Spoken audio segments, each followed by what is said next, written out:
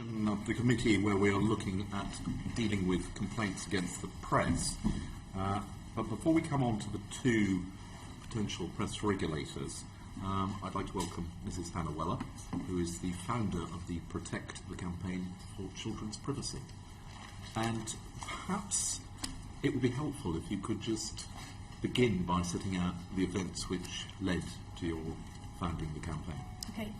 First of all, thank you for having me and listening to me today. In October 2012, my family and I were on holiday in LA, and my husband took 3 of our children out for the afternoon shopping, and they noticed a man following them around taking photographs of them. And my husband asked the photographer to stop, and he carried on doing it and got quite aggressive and even threatened to fight my husband in front of the children. Which was obviously an unpleasant experience for everyone involved. But the most distressing thing was that a few days later we realised that the photographs of my children, 7 photographs of my children, had been published online, in the Mail Online, which is one of the world's most visited websites, as I'm sure you all know. And I was just, as a mother, completely shocked and worried for my children that their privacy had been violated in this way and that their images had been exposed online for all the world to see. And so we went through a lengthy process of sending legal letters to the publishers, and it ended up in us going to trial.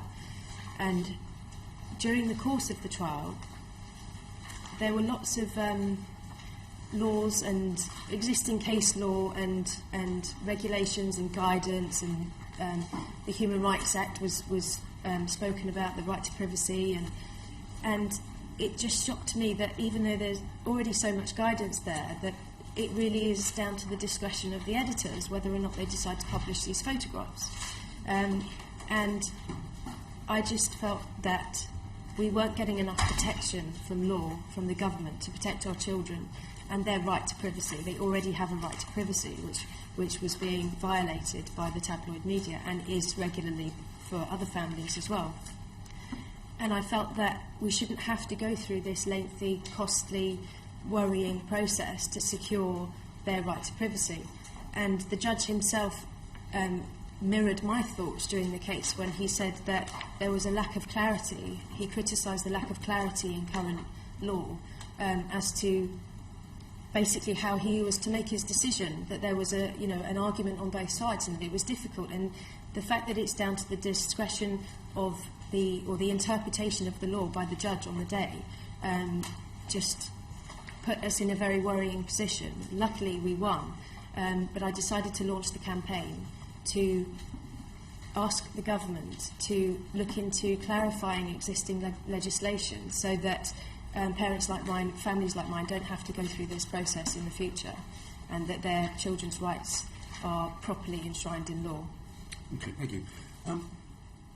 As far as you know, this was a freelance photographer, not an employee of the Mail on Sunday. Yes, it was. So he would have been touting these photographs around to whoever would have bought them. And equally, it was an opportunist event. I mean, he hadn't sort of followed you on holiday to get.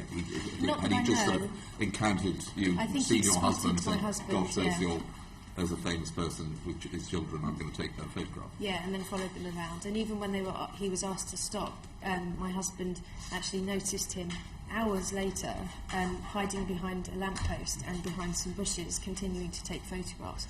And don't get me wrong, my husband would never complain. It's not a pleasant part of his job, but he wouldn't complain if somebody was just photographing him. But when the children are involved, that's, I think, a completely different issue. And I think every parent would feel uncomfortable about their children being exposed in that way without their consent.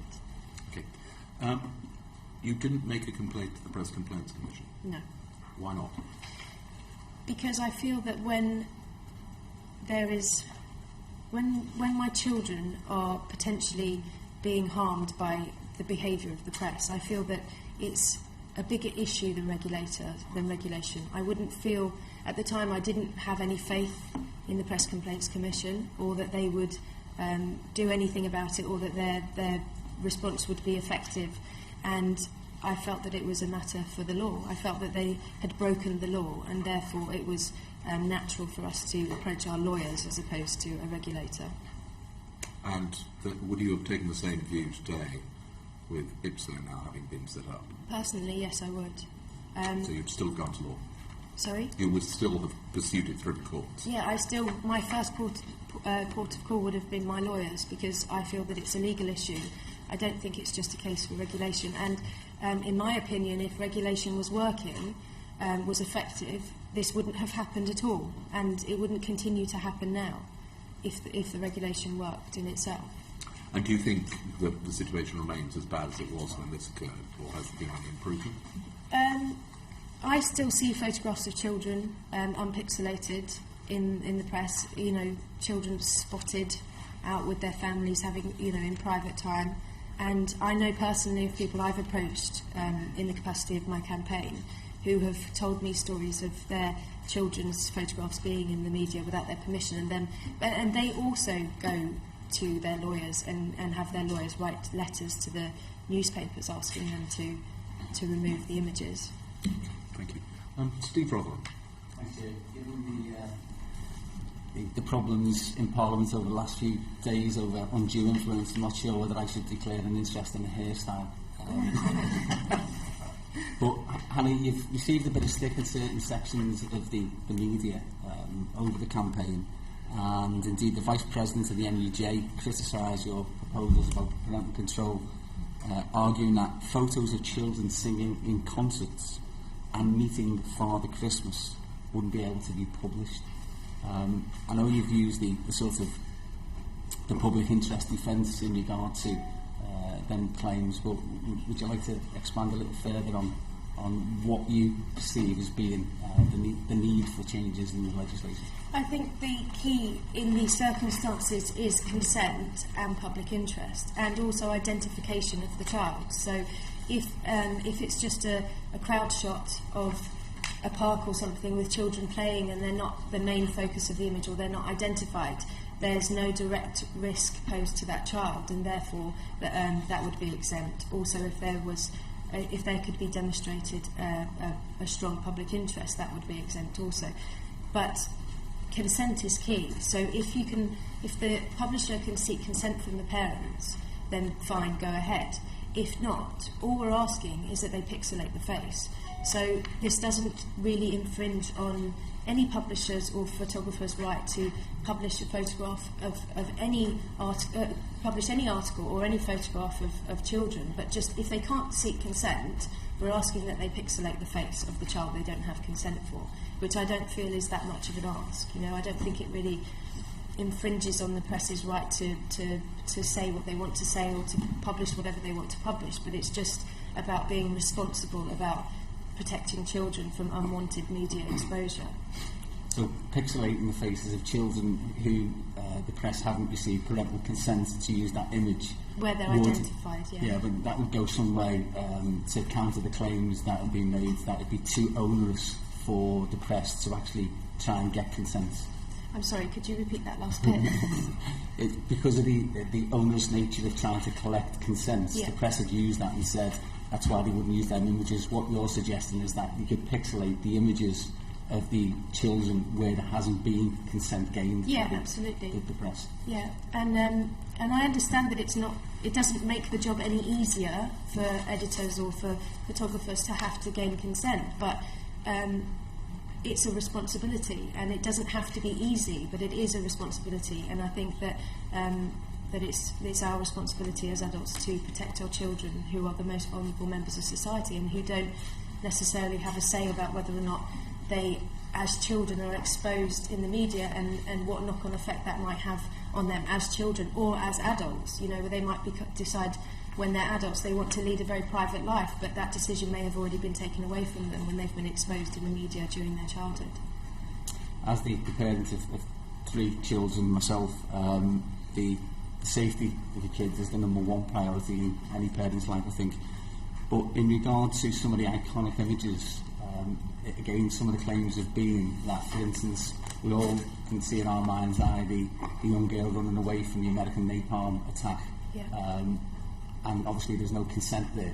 some of the press have said, for instance, those images wouldn't be able to be used. What would you say to that?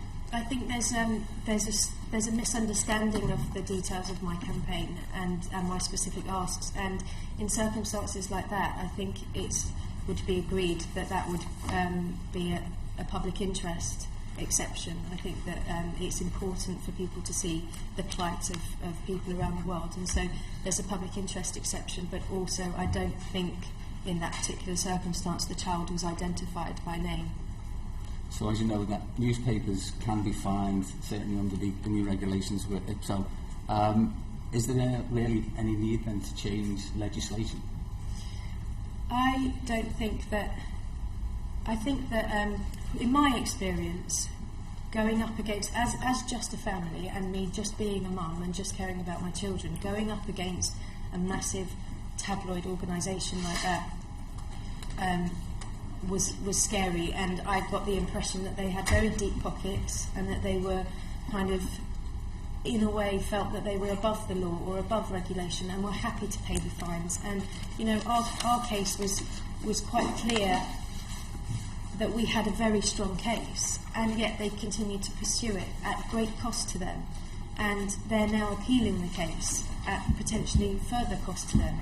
I don't feel that fines, unless they were absolutely catastrophically massive fines, would serve as a strong enough deterrent. I think that if there was clear legislation to point to and to kind of clarify the issue for everyone, not just for the families who at this moment in time are not completely aware whether or not they have an expectation of privacy, but also for the publishers who also aren't that clear about whether or not they have a right to publish these photographs, and this was highlighted in our case.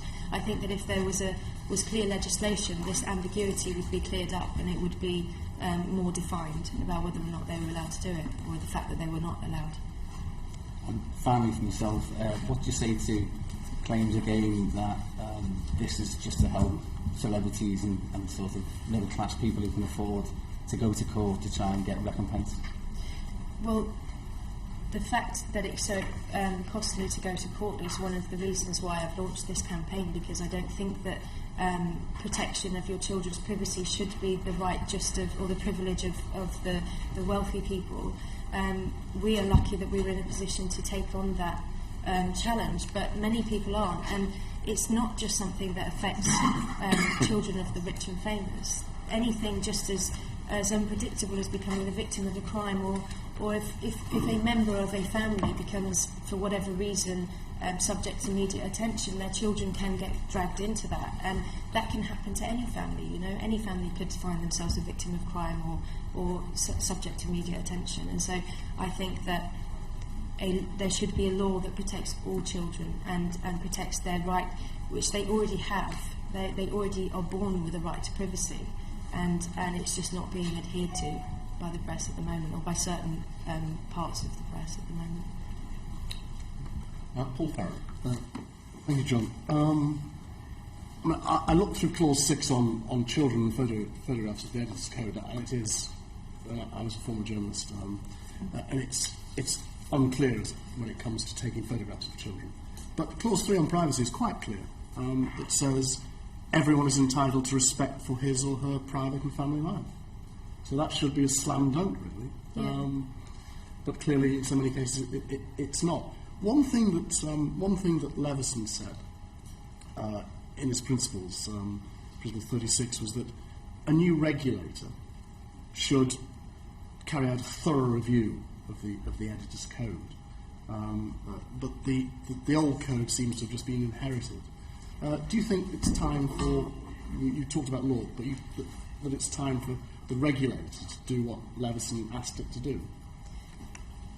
In looking at the code of practice. Looking at the code of practice, actually, with the clauses that are relevant to my campaign and my family's predicament, are exactly the same word for word as the last one, and they are quite clear. Like you said, I think that if this was adhered to, there wouldn't be a problem, and I wouldn't be here today. And if any of the other guidelines and Human Rights Act and European Convention on the Rights of the Child and all these things were adhered to, there wouldn't be a problem at all. But so often in the past, one of the problems was that the code was fine, but the maxim was never let the code get in the way of a good story. So you don't feel anything's really changed? I don't personally think anything's changed, no. I think that, I mean, this is just my opinion. I'm sure everybody here will have more detailed things to say on it, but I feel like IPSO is just the PCC all over again. So again, nothing changes. You don't see it as credible I enough? don't have any more or faith independent in the current regulator than I had in the Press Complaints Commission. Okay. Just one final question. Can you just say, I mean, given that they haven't actually really done anything very much yet, why have you reached that conclusion? Well, again, I'm not an expert on this, and so I don't want to get too into the details, but I know that there are still some of the same members of staff. I know that they still inhabit the same office. I know that it just doesn't sit right with me. I don't think there has been a big overhaul. I don't think that this is a vastly different organisation from what it was before. I see that there are changes, and I see that there are new promises, and I see that you know, there's a chance that it may be different. But I personally don't feel faith that it's changed. And just from my point of view, with my campaign and with children being exposed without consent, I still see this happening. I've seen this happening in the last 6 months. I know of not my own personal experience, but people that I have spoken to who are still experiencing the same thing. And so that in itself shows to me, in the capacity of my campaign, that this is no different to how it was before. Sorry, Paul, I interrupted. I've been done over by the Mail a few times, and Join the club. I know from being on the other side of the fence how time-consuming and expensive the libel actions are. So I wouldn't even consider it, and I wouldn't even consider spending 12 weeks of my life complaining to the Mail about what it wrote about me. But one, and I'm sure you probably felt the same. But one of the changes that Sir Alan Moses, the new chair of IPSO, is on the record as wanting, is for the new regulator, imperfect though it may be, to be able to handle and receive complaints directly without people having to go around in circles with the newspaper or publication who's underground. Do you think that would be a good step? It all comes down to whether or not it works and whether or not people, the general public, have faith in it, you know, and I guess it would take a few circumstances where a complaint has been made and it's been dealt with effectively, and then the knock-on effect being that that whatever the problem is doesn't happen anymore. But I'm not seeing that now. I don't know how long it's going to take for that to happen, if it ever does. But I still come back to the point that, specifically with my campaign, I'm dealing with children. I'm dealing with vulnerable children, teenagers, and people that deserve a special protection. And I feel that, as a parent, if you feel that something is being done to your children which is potentially harmful, or that's against their rights, you shouldn't have to just go to the press regulator, especially if you don't have faith in them. You know, especially if you don't feel that they are truly independent, or that they don't, excuse me, that they don't have other interests at heart. I think that, for me, my first port of call would be a lawyer or the police or somebody. You know, I think it's a bigger issue than regulation. I think that protecting your children is such an emotive and strong issue that it goes above regulation, I think. Okay, I mean, just a final question, John. If you just put aside for a moment the publication that offended and distressed you, we've had the PCC, which was a busted flush. We've had Leveson, a vast inquiry. We've had the Royal Charter, and now we've got IPSO. Yet throughout all this, the person who has always chaired the Editors' Code Committee still chairs it, Paul Dacre. And he's the top man of the newspaper that offended mostly under the old system, and according to the IPSO statistics, continues to offend mostly under the new system. So, how do you feel about that in terms of the credibility of the new regulator? Well, like I said earlier, I feel personally that it's just the same old thing. I think it's just changed its outfit, changed its name, and it's just behaving in the same way. And also I think it's worth noting that even if in this short-term period post-Leveson, post the introduction of IPSO, there was an improvement in press standards, who's to say that, when the heat's off in a year's time or in 5 years' time, that this is not going to just go back to the old ways? I don't think it's independent enough, and I don't think that there is. I don't think there's faith in it. I don't think that the general public have faith in it. I certainly don't. I'm John Leach. Do you think that every case should be treated exactly the same, but because what about those circumstances where some celebrities actually volunteer to go in newspapers or publications with their children, possibly for financial gain, possibly not? In those circumstances, is it not fair game for someone to be photographing those children that have already been photographed elsewhere? Well, firstly, I think the key is consent, and that if a parent takes the decision to expose their children in the media, then that's their decision, as it is our decision as parents to make. It is our right as parents to make all the decisions for our children and their safety. I don't think it should be the decision of editors, and so when a family decides to do that, then that's a different thing. But I also feel that yes, cases would have to be looked at individually. As they already are. I don't think, but I don't feel personally that just because a family may decide to do a glossy magazine spread and have their children photographed in a controlled environment at home where they feel safe and everybody knows what's going on, I don't think that should automatically give the press the right the following day to just chase the children down the street or photograph them in the park or on their way to school or things like that. Okay, I'm Colin. Everyone would have an enormous degree of sympathy with the description of what your children experienced when out with your husband, and I suppose in those circumstances your cynicism about the new regulator is understandable. However, given that it's claiming to be a fresh start, and given that it hasn't yet actively been tested, do you not think that people in your circumstances, I won't use the word duty, that's too strong, but have a responsibility to test to see whether you're correct, even if the new regulator is as toothless, as supine as you fear it is? Well, I think that, how long a chance will it get? Because it's already been established and it's already a working regulator, and these cases that I'm talking about of children, paparazzi shots of children unpixelated being published, that's still happening. So, if the day that IPSO became the new regulator, there was a massive change and that none of these things were happening, or the children weren't being photographed anymore, then I would have faith in it. I didn't decide before IPSO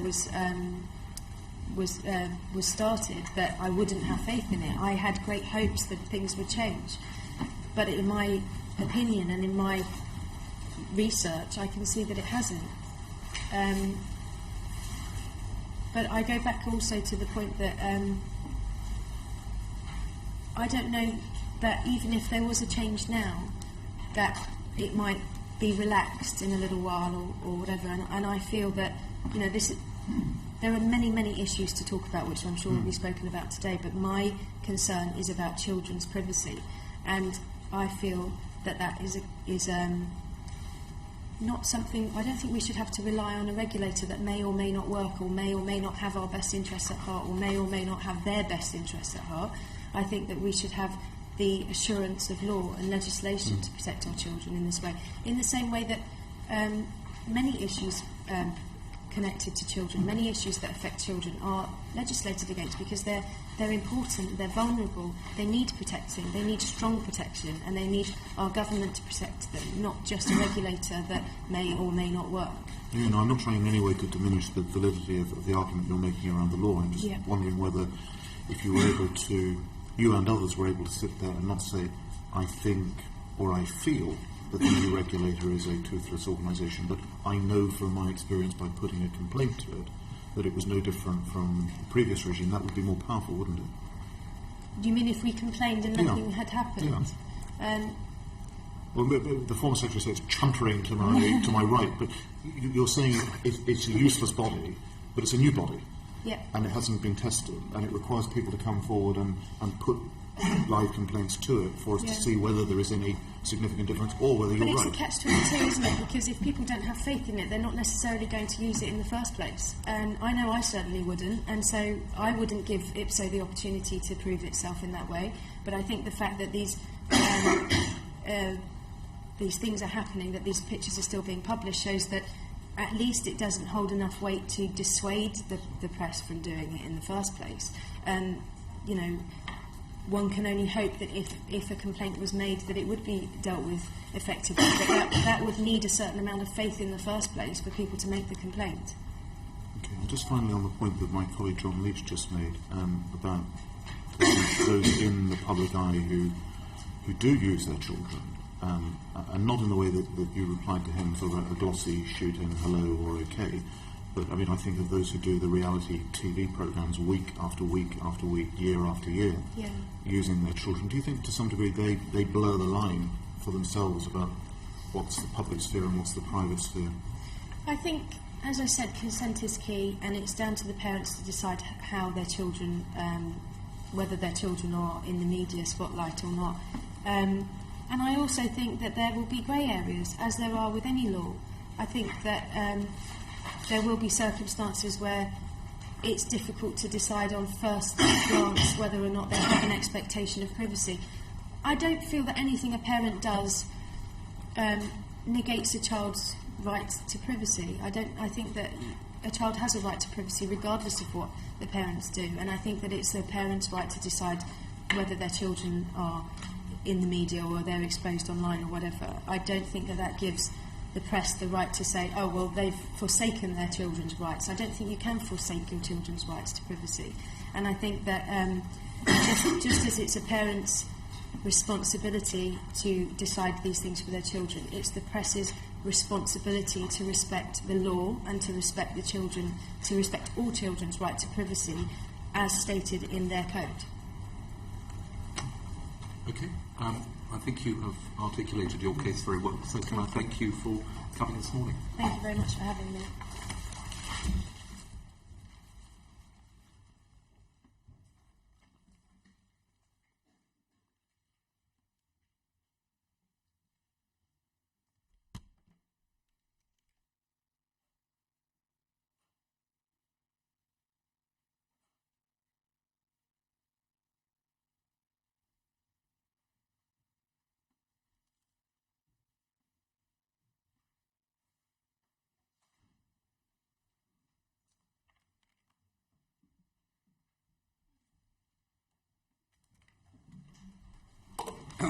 For our next session this morning, can I welcome Walter Merricks, the Chair Designate, and Jonathan Heawood, Founding Director of the Impress Project.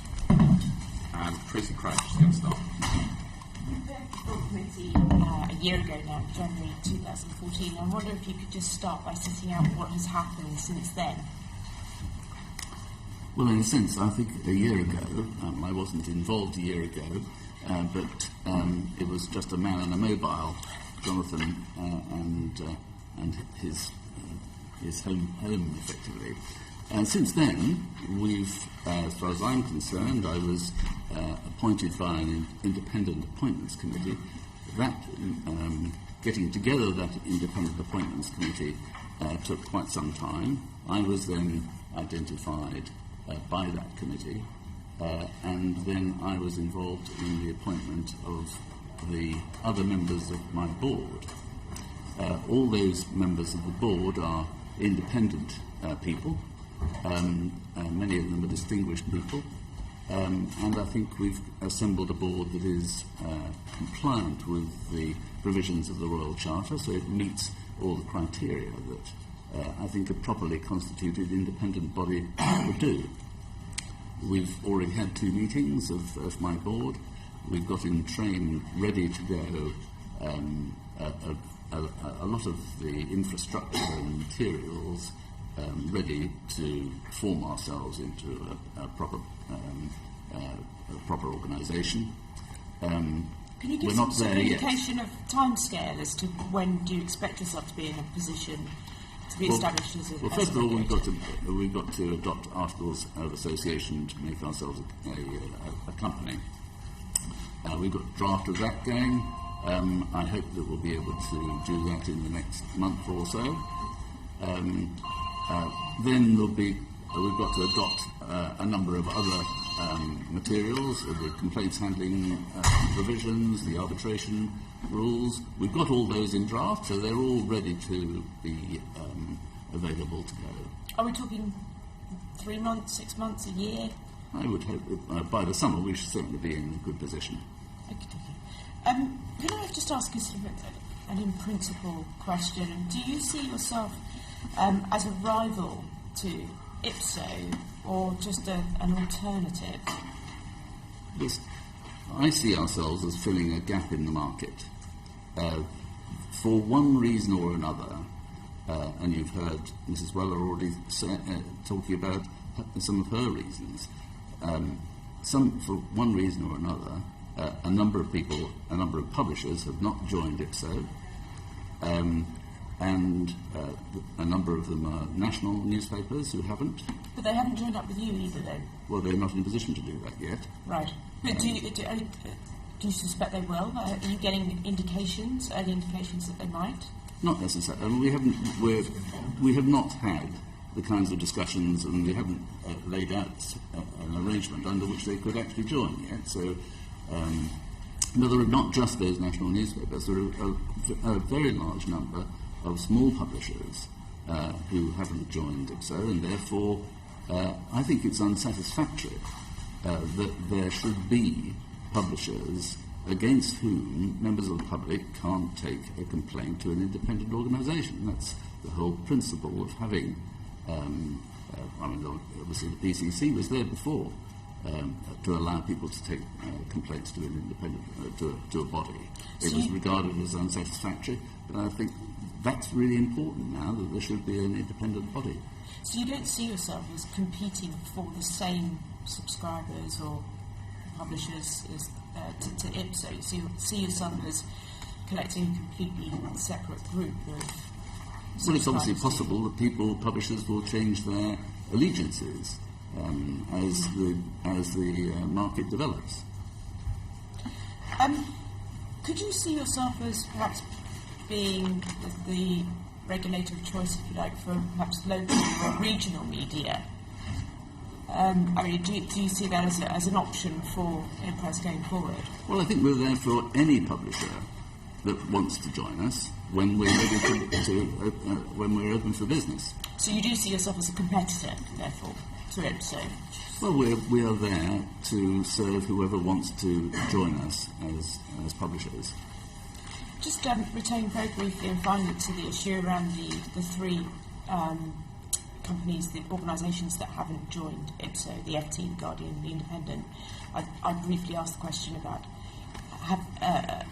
their intentions. I mean, have you even received any kind of notice of intent or had any conversations with them about potentially coming on board with Impress? John Percy, I'm nodding your head. Yes, the short answer is yeah, over the last year. But as Walter has explained, for much of that last year, he wasn't directly involved in the project, which we discussed this time last year, was at that stage a project. It was a set of proposals, and those proposals are now almost in the shape of an actual regulator, which will make an actual proposition to companies whether they want to join or not. But certainly in that initial stage, I had conversations with all of those publishers, and they were very open conversations in which there was a real possibility that down the line they would, it was a real choice for them. You view yourselves, I think, and others view you as probably the most Leveson compliant.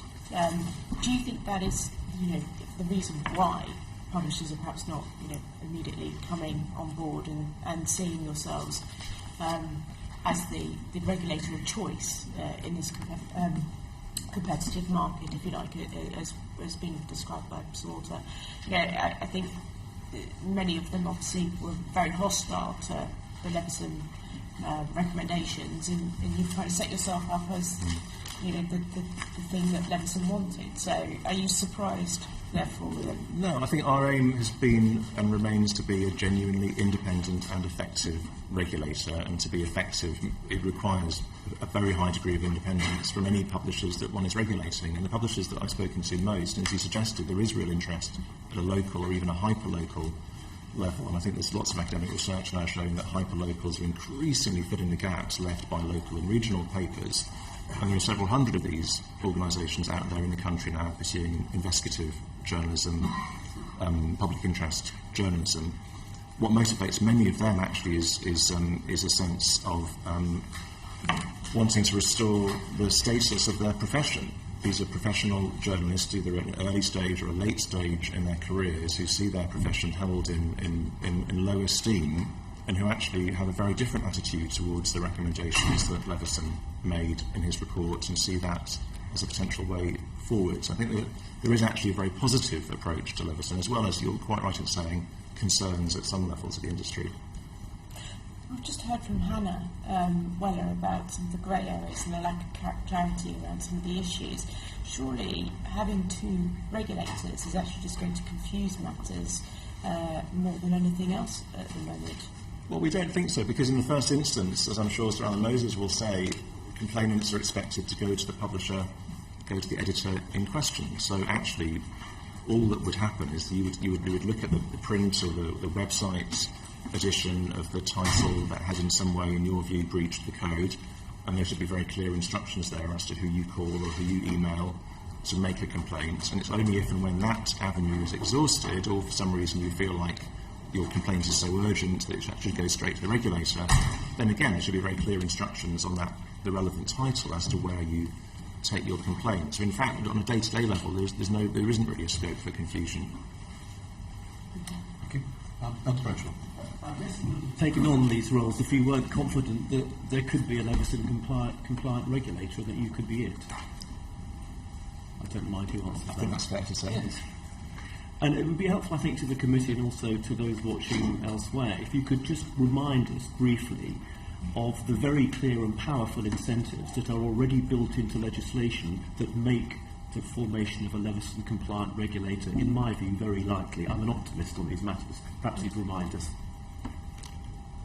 Well, first of all, I think the criteria for compliance with compatibility with the Royal Charter, I think, are very sound ones for any kind of regulator. And I've been involved with regulation in many other sectors. I was the financial ombudsman for many years. I've regulated that sector. I've been involved with the regulators of the telecoms industry, the energy industry, the legal profession, the surveyor's profession. So I've been involved in regulation of a variety of different sectors. And so the Royal Charter sets out basic principles for how any independent regulator should be constructed, and then how it should be reviewed. And that's really common in other sectors. So it's not completely different from what goes on elsewhere. So yes, then the Charter then enables a body to be brought into existence. It then enables the press recognition panel, a completely independent body, to certify that the regulator is genuine. It's just not a Mickey Mouse operation that isn't really up to doing the job.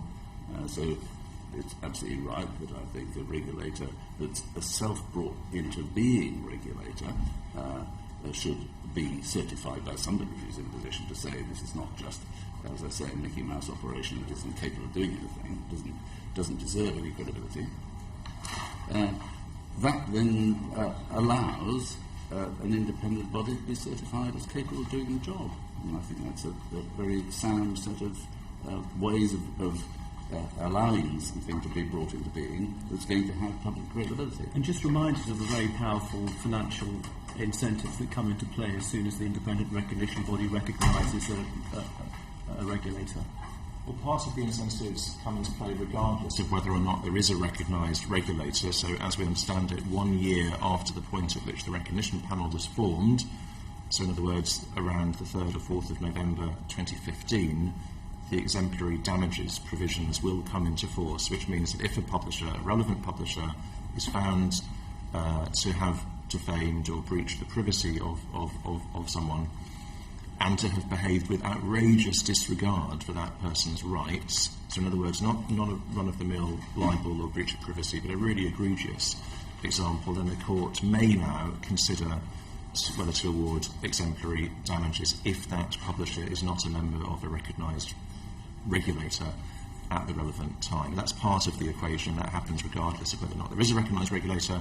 And then the second part, which we believe only comes into force if and when there is a recognised regulator, is the costs provisions, so that publishers who are part of a recognised, independent, effective regulator will be able to pursue hard-hitting stories which may bring them into the domain of a libel claim or potentially a privacy claim, but they can actually pursue those stories where they're customarily nowadays chilled from doing so because of the potentially ruinous costs of defending a libel action, and they can do so in the confidence that if that case did get to court, the court would be expected to award costs the other way. In other words, they would not be expected to pay the claimant's costs, which, as you know, is currently the complete reverse of the position where all publishers are exposed to that hazard. So they're potentially very powerful reasons to belong to a recognised regulator. So there are very powerful incentives that protect both the public but also protect publications from powerful vexatious complaints of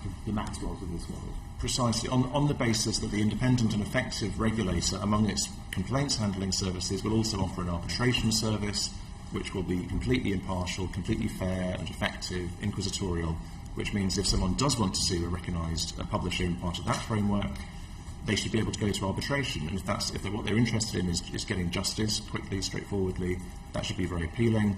If, on the other hand, what they're interested in is bullying or vexing a publisher and they insist on taking them to court, then they should carry the cost for that. That seems to be the underpinning of the proposal. But part of what triggers these incentives is, as you say, you're seeking recognition from the independent recognition panel. So are you going to do that? Well, we haven't decided yet, partly because we haven't. My board is only a board designate, and hasn't yet got corporate capacity to do that. But we also want to listen to people. I'm particularly interested to hear from anybody who thinks who would want to urge us not to apply for recognition. But subject to that, then we'll take a decision about whether we go forward to apply for recognition. But you must be aware that there's widespread support from the witness we've just heard in Parliament, from the public, from the victims that we heard of during the Leveson inquiry, for there to be a recognised Leveson-compliant regulator. So why on earth wouldn't you be more enthusiastic about fulfilling that role? Well, I'm well aware that many politicians would want us to apply to be recognised. After all, it was many politicians who got together and created the Royal Charter. But we're not here to satisfy politicians. We're independent of politicians, so we shall make our own mind up as to whether to apply for recognition. I think there's a great soundness in the framework, but whether or not we should apply is something we shall make our own minds up about. And do you accept, if you apply and get recognition, or even if you don't, given what Mr. Heawood's just said, that it's very likely that publications are going to find it's significantly in their commercial interests to join up with you as a regulator? Well, they will have to make their own minds up. I'm not a publisher, I've never been one. Those who run publications and have to judge the commercial advantages and disadvantages, they'll have to think about that and decide for themselves. We shall put the proposition forward for them to join us, and then we shall see what choice they make. Are you at all disappointed that you haven't received more? Are you at all disappointed that you haven't received more support from those publications, national publications, that have steered clear of it? So, well, it will always be nice to be applauded as soon as you turn up on the scene, but we have to take things slowly, and I think that any publisher, frankly, would want to see the colour of our operation before deciding to join it. No, I'm not hugely supportive. Do you believe there's any truth in the suggestion that their reluctance is partly to do with the fear of senior executives and editorial staff having their lives trashed by the what I call the recalcitrant press? I don't think we could comment on that. I don't think we were privy to those internal workings of those publishers' minds. You say you want to work constructively with it, so how do you view the decision by the regulatory funding company to copyright the editor's code? That surely amounts to a hostile act, doesn't it, against other regulators, potential regulators? I think it's important, firstly, to note that the regulatory funding company is not exactly the same as IPSO. So the conversations that we've had with IPSO, and IPSO have gone on the record in front of the Lords Communications Committee as saying, so Alan Moses and Matt T, who you're about to hear from, both saying that in their view there is nothing to stop Impress from using the editor's code. But then, as you also will have gathered, Paul Vickers, who chairs the regulatory funding company, then went in front of the Lords Communications Committee and asserted copyright in the code and suggested that we should write and ask permission. Now, that's completely contrary to what Leveson anticipated in the scenario that there might be more than one regulator. He says very clearly it is possible there will be more than one regulator. The press is fracturing and developing in various interesting ways, and different sections of the industry may have different interests in regulation. He says if that is the scenario, there should clearly be cooperation between the regulators. That's clearly in the public interest. I think that's very strongly our view. But it's also worth noting that the Royal Charter, not only the finally agreed version of the Royal Charter, but what was called the Pressboff Charter, promoted by the RFC's predecessor body, anticipates that the Editor's Code of Practice will be the initial standards code of a regulator or regulators. So within that wider framework, I think we've taken the view that the Editor's Code is the appropriate starting point for our standards code, and we've written to Mr Vickers to let him know that it's our intention to use that code. Good luck. I mean, isn't what you've just said exactly what Mrs Weller was saying earlier, that this regulatory funding company is exactly the same as Pressboff? It controls IPSO. IPSO has no independence from it. And we will come on to ask Sir Alan in a moment about his exchange in front of the Lords Committee, but he was flatly contradicted by Paul Vickers. This is the evidence, if ever we needed it, this is just the Press Complaints Commission Mark II. Well, I think just to go back to the earlier point, I mean, there are many publishers who are not content with IPSO. At a national, a local, a hyperlocal, online, in the magazine industry.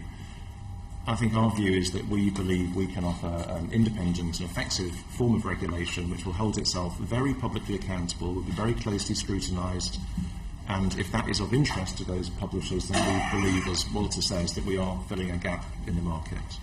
Thanks, Jim. Just before I bring in Paul, can I just come back to the question which Ben raised? It puzzles me. You've been through really quite a lengthy exercise, the Appointments Commission, identifying Ms Merricks as the chairman designate, appointing your board members. If you weren't going to apply for recognition, why on earth did you do it? Because the one thing you can offer to publications is the potential protection from these exemplary damages, which they will only get if they apply for recognition. If you don't apply for recognition, I can't see why you've gone through this and why you think anybody would come along and join you. Well, I think, first of all, I think we would stand in our own right as a regulator whether we apply for recognition or not.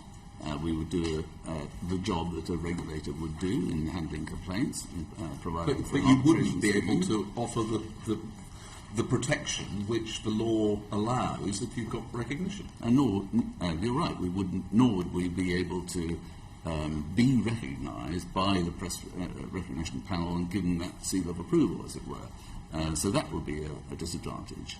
But my board has had 2 meetings so far since it was appointed. And when we are in a position to make a decision, we will make that decision. But I first of all wanted to make sure that our board was at one, that it had sufficient time to gel and to discuss these matters before formally making any decision. And as I said, I'm taking this time to hear from anybody else who wants to urge us not to apply.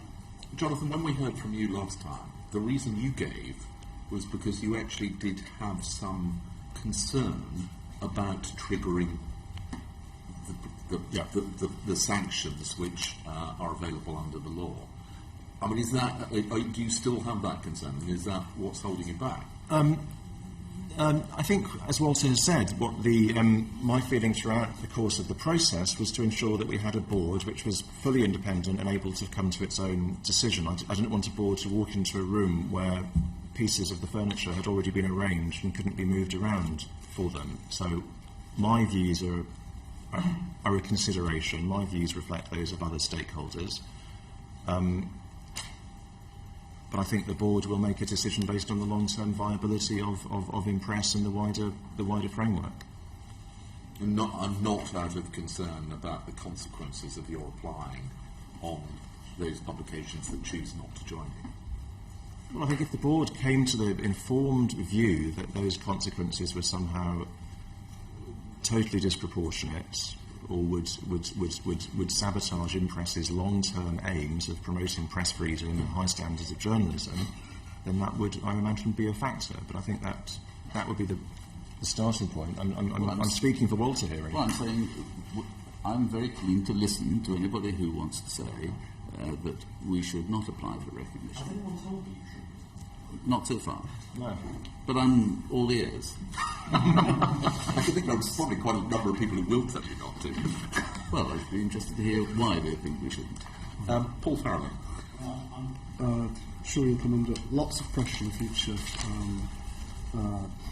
not to seek recognition, but this is your opportunity, and I'm afraid that if, having gone through all this, you don't resolve to grasp that opportunity, Impress will seem nothing more than a chocolate fire guard in this area. So I hope you do grasp the opportunity. I just wanted to ask about the composition of your code committee. I must say, when I saw in my notes before the briefing that you were going to use the code, it just occurred to me, I wonder what spanners the other side would put in the works. And then later on, it was they tried to apply for copyright. It's more just absurd, bloody-minded buggeration. So I'd encourage you just to ignore them. Just like they were taking the parliamentary decision on the charter to the courts, and that was thrown out as well. But could I ask you what steps you've taken to form your own code committee, and who would be represented on it, and whether it will seek an early review of the code, as Leveson recommended, not least because there have been two recent happenings that suggest that it's high time to look at it. One is the campaign that Harry Weller has talked about, and the other, of course, are the comments by Peter Oborne regarding the Telegraph, HSBC, and the mixing of editorial and commercial interests. Well, first of all, we haven't appointed a code committee yet, but you're right, we are interested in using the editor's code as the starting point for a code, a standards code, and we would certainly want to align, if that is going to be the code that all journalists should use as their starting point, and that has been the case. Journalists would know that the professional journalists who've been trained in journalism schools have learned that code. That's from way back when, and that's all their starting point. So that's going to be our starting point. Insofar as IPSO is using that code, and we are using that code, and that there need to be amendments to the code, then we would work together, I hope, jointly to develop new provisions for the code. And I hope we would be able to agree should there be requirements for amendments to the code. You're absolutely right. The issue now that's in the public domain is is the question of advertising pressure and whether there should be a separation between, or how far newspapers should have published policies about the extent to which they should separate advertising pressure from editorial. John, have you asked the question about have you given any thought to the composition of a future code committee? Because well, there was an early stage, as I'm sure you remember, in the charter process, when the charter specified that the Code Committee would have 1/3 editors, 1/3 journalists and 1/3 lay members, which seemed a reasonable approach. Certainly in my view, I would expect the Code Committee to have some proportion of journalists, editors and others on it, in order that it reflects the views of all relevant stakeholders. yes, and clearly in the HSBC case, we've got a journalistic professional code of practice that goes a little bit beyond what the editors' code say. So it would seemingly make sense. This happens in Germany already, that working journalists should be included on a code that affects their working life and the standards that they operate on. Right, and this may be one of those areas in which the interests of journalists and the interests of proprietors don't exactly sit, neatly aligned with each other. So if the code is there to protect the public interest in press freedom and decent standards of journalism that most journalists would want to uphold, and the code doesn't have anything to say on this particular subject, then it does seem like an urgent argument for looking at the code and doing so in a way where the final decision that you reach can command credibility, because no one can say, well, that decision was reached by a group of publishers who have one set of interests rather than a group of journalists or representatives of the public who may have a very different set of interests. I think that's all we have.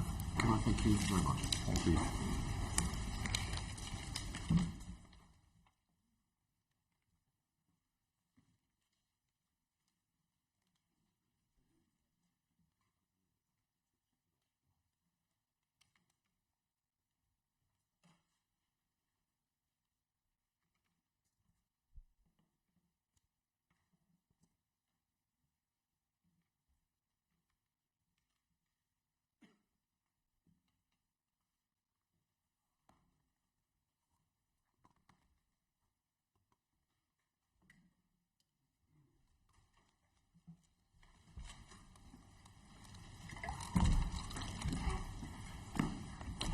And for our third session this morning, can I welcome Sir Alan Moses, the Chairman, and Matt T, the Chief Executive of IPSO.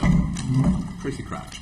Thank you very much, Mr. Chairman. Can I just firstly start by saying thank you to Mr. T for the advice that he gave to myself and to my constituent on a recent matter. Really appreciated that. You've been listening this morning to some of the issues that have been raised, and in particular the evidence that we have from Mrs. Weller about her views on IPSO and how it's no different to the Press Complaints Commission. I just wondered if you would perhaps take this opportunity to perhaps say to the committee about why you think that there is a difference, and why you think that perhaps IPSO may be more effective and independent in its oversight of the press. Indeed. Well, can I start, first of all, that I did hear Mrs. Weller's evidence. I was enormously, how should I put it, impressed by it and sympathised with it as a mother. And what she is after is a black line rule, and the question is whether you really can have in this field a black line rule in every case. But to answer your question, we are determined to be, for the first time, a regulator. The PCC was not a regulator. It was a complaints handler. And we wish to be an independent regulator. The press, even the press that Mr. Farrelly has been speaking of, whatever your views about them, and they're not here answering themselves, and I'm not going to appear here today as their champion, but the press have said they wanted an independent regulator, and we are going to hold them to that, and we believe we can achieve that. And that requires us doing not only in adjudicating on those complaints which the press themselves do not resolve with the complainant to the satisfaction of the complainant, but investigating where a complaint is either withdrawn or has never taken place in matters of public concern, and in those cases where there have been a deliberate or repeated breaches of the code, then to have what is called a standards investigation, and where they are deliberate, to fine them. These are different functions, all designed to police and monitor the standards set out within the editor's code, to which the press have said that they will be bound, including the preamble, maintaining the highest professional standards. Now, whether we can allay the very understandable suspicions that people like Mrs. Weller and those who are interested in this subject for very good reason feel, time will tell, but I'm very well aware that there isn't a lot of time for us to prove ourselves. I mean, are you disappointed that the perception is still that, you have no teeth, that you're not going to be any different, that they might as well, victims of abuse from the press might as well go by lawyers because you can't do anything about it or won't do anything about it? No, I'm not disappointed, nor am I surprised. It just strengthens my determination to show that we can do so. Why should they think anything else when post-Leveson there's then an enormous delay while nothing happens at all and everybody argues and shouts at each other on the one side saying, there you are, you won't do what Lord Justice Leveson recommended, and the other side all either rubbishing them or saying you're all the censorship lobby. So there's no intelligent debate and discussion as to how, for the very first time in the history of the press, to make regulation work. And all they can see is IPSO being set up with a series of rules imposed upon them, because IPSO was not part of the making of the rules, and we've seen the contrast with Impress, who are spending their time thinking about rules before they ever started up, so we weren't involved in that. And then finally in September we start, I'm there, and then there's a board appointed, complaints committee appointed, and Matt T appointed, and they say, so it goes on. And to them, of course, it's disappointing. But what can I say, other than that I've spoken to Mrs. Weller outside? We are having complaints about children. It's very difficult to resolve on a black line rule, and I'm glad that Mr. Farrelly has identified what no lawyer has yet identified, and that is a complete answer in black and white to what respect for privacy means. No court's ever been able to achieve that, but you did say earlier that it was all perfectly plain. I wish it was so perfect. It all requires matters of judgment, so the lawyers think. It's a standard of ethics than other. I'm sure you do. Anyway, I'm sorry, that's a very long answer. Can I just follow up on the answer to that question? It seems to me one of the issues is that we've been up and running for 4 months now. There are some parts of what we do that we've not yet publicised enough. So if we take the issue, for example, of children and Mrs. Weller's case, one of the things that we can do that I don't think is well enough known is that if a parent requests that their children not be photographed by the press, we can issue an advisory notice to editors to say that that's the case. And we have had cases of parents coming to us at birth asking for that to be the case. And by and large, those advisory notices are observed by the press. So, I think there are things that we can do that the public are perhaps not that aware of yet. One of the things that the Lord Justice Leveson's inquiry did do was shine a spotlight on perhaps some of the bad practices within the press. Do you perceive that there's been any change in behaviour and ethics of the press since the inquiry, or is it still that, they're still exactly the same, doing what they want to do, not particularly worried about complaints or regulation? I'm not. It would be a very foolish regulator who said, oh no, they're all now behaving itself, because you could get your bottom dollar within 5 minutes there would be some demonstration that that was not so. What I can say is that I do believe they are taking complaints far more seriously than previously, because the evidence, there's been some very good studies by Mr. Watson in the media in one of the monitoring bodies that shows that complaints are being dealt with far more speedily than they were before. But as we've heard over the weekend and as we've heard last week, there are still enormous issues about press ethics that arise daily. And so I'm sorry to dodge the answer, because I fear that if I were to say, oh yes, things are going much better, I will be within minutes proved wrong. What I'm determined to see is that they take their obligations under the code seriously, and so far as resolution of complaints far more speedily than before, that does seem to be happening. So can I just ask you, when you accepted the position of IPSO chairman, did you have any misgivings about the kind of system that you were expected to operate? Any? Okay, Enormous lots of misgivings, yes. But eventually, after expressing those misgivings and having discussions as to how there would be greater flexibility than people believed, I put my barge pole to one side.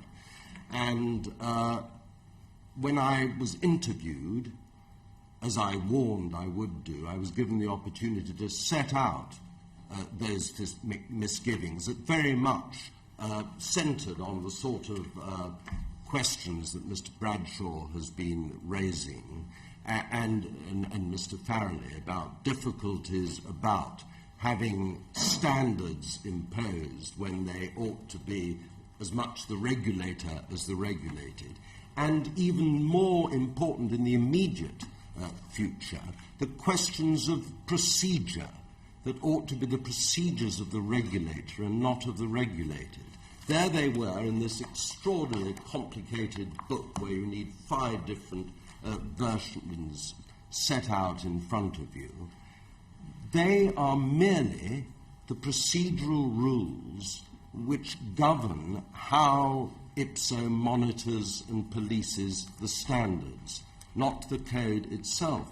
And it seems to me, and the principles that we published in September, to which the board has signed up, say this, they should be our concern. How we make our decisions, how we reach resolution, and how we monitor and police should be ours, the regulators, and not the regulated. And that's the task on which, in the face of enormous scepticism as to whether it's going to work or not, we have embarked with far greater success than people believe.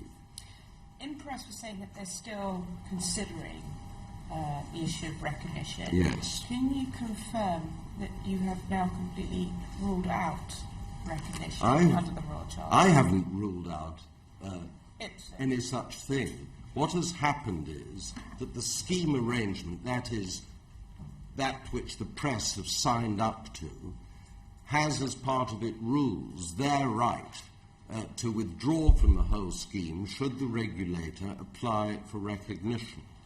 They have taken, and by they I don't just mean the press that has signed up, but the press that hasn't, and you heard Mr. Rusbridger, or will have read his evidence before the Lords, have taken what I have called a theological objection to the Charter.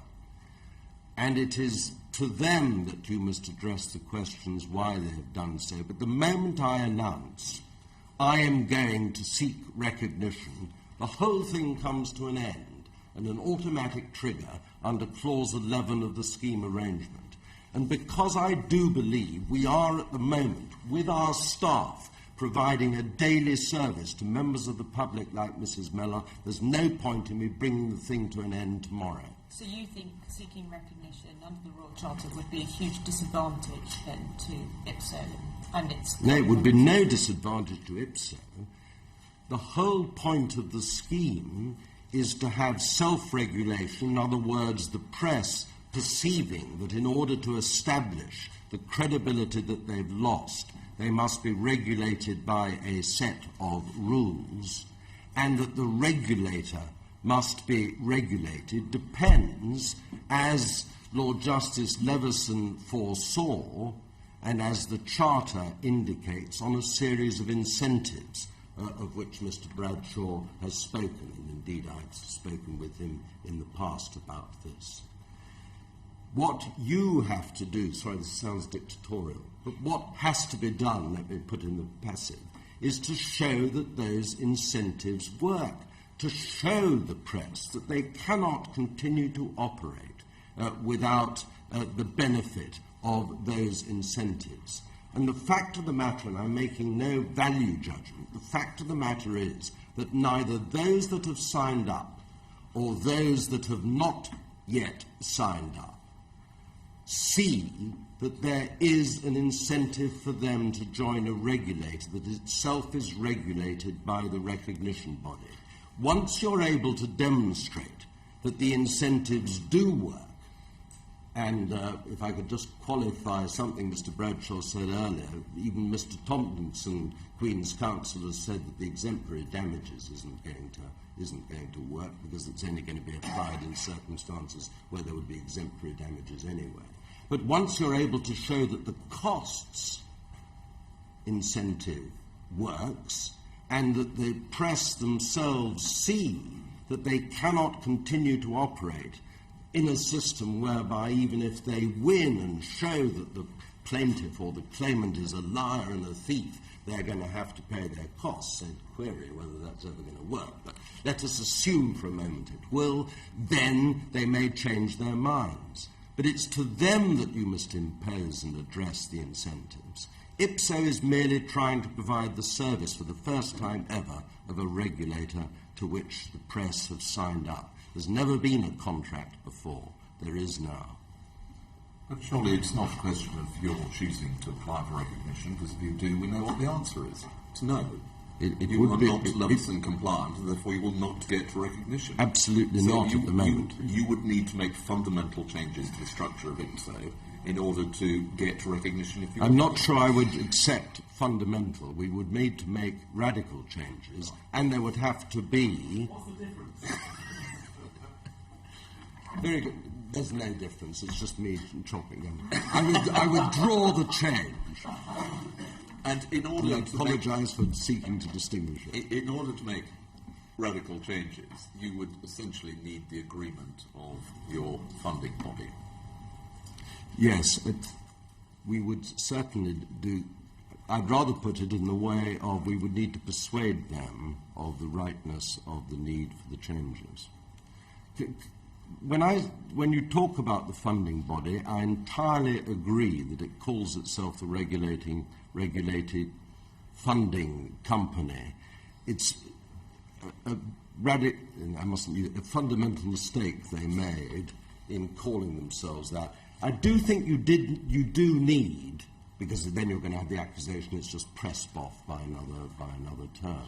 You do need a representative body, because otherwise I'd be spending all my time speaking to all the different publishers that have signed up. They're now over 16.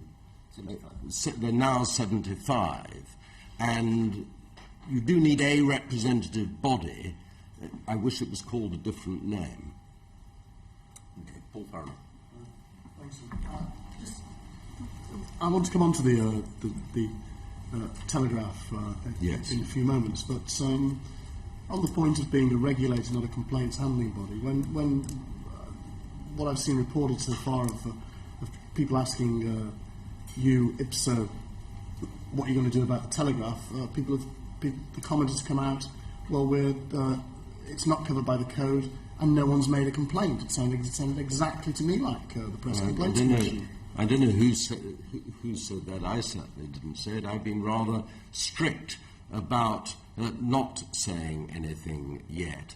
The point is that I don't know whether you want me to deal with the Telegraph point, but it's a good example of a really fundamental issue about preservation of the freedom of editorial and journalistic judgment, without which no newspaper can have credibility. And you will have heard, as I heard, Sir Harold Evans speaking on the Today programme. No, you were probably busy because it was as late as 7:20, but whenever it was. And also read read the Guardian on the importance of the fundamental importance of credibility. And in those circumstances, and it's a very useful opportunity for doing it through the committee, what we have decided is that we need to acquire information about the facts, not just from Mr. Oborne and from the Telegraph. And the Telegraph is one assertion on one side, denial on the other, without any condescension to the detail, and from others, because the really important question is surely how you carry that forward into some meaningful rule within a code that would underline the importance of the separation between commercialism and editorial judgment and journalism. And very difficult to, I would just caution, to devise a rule that says you're in breach of it if you fail to publish something. How far does it go?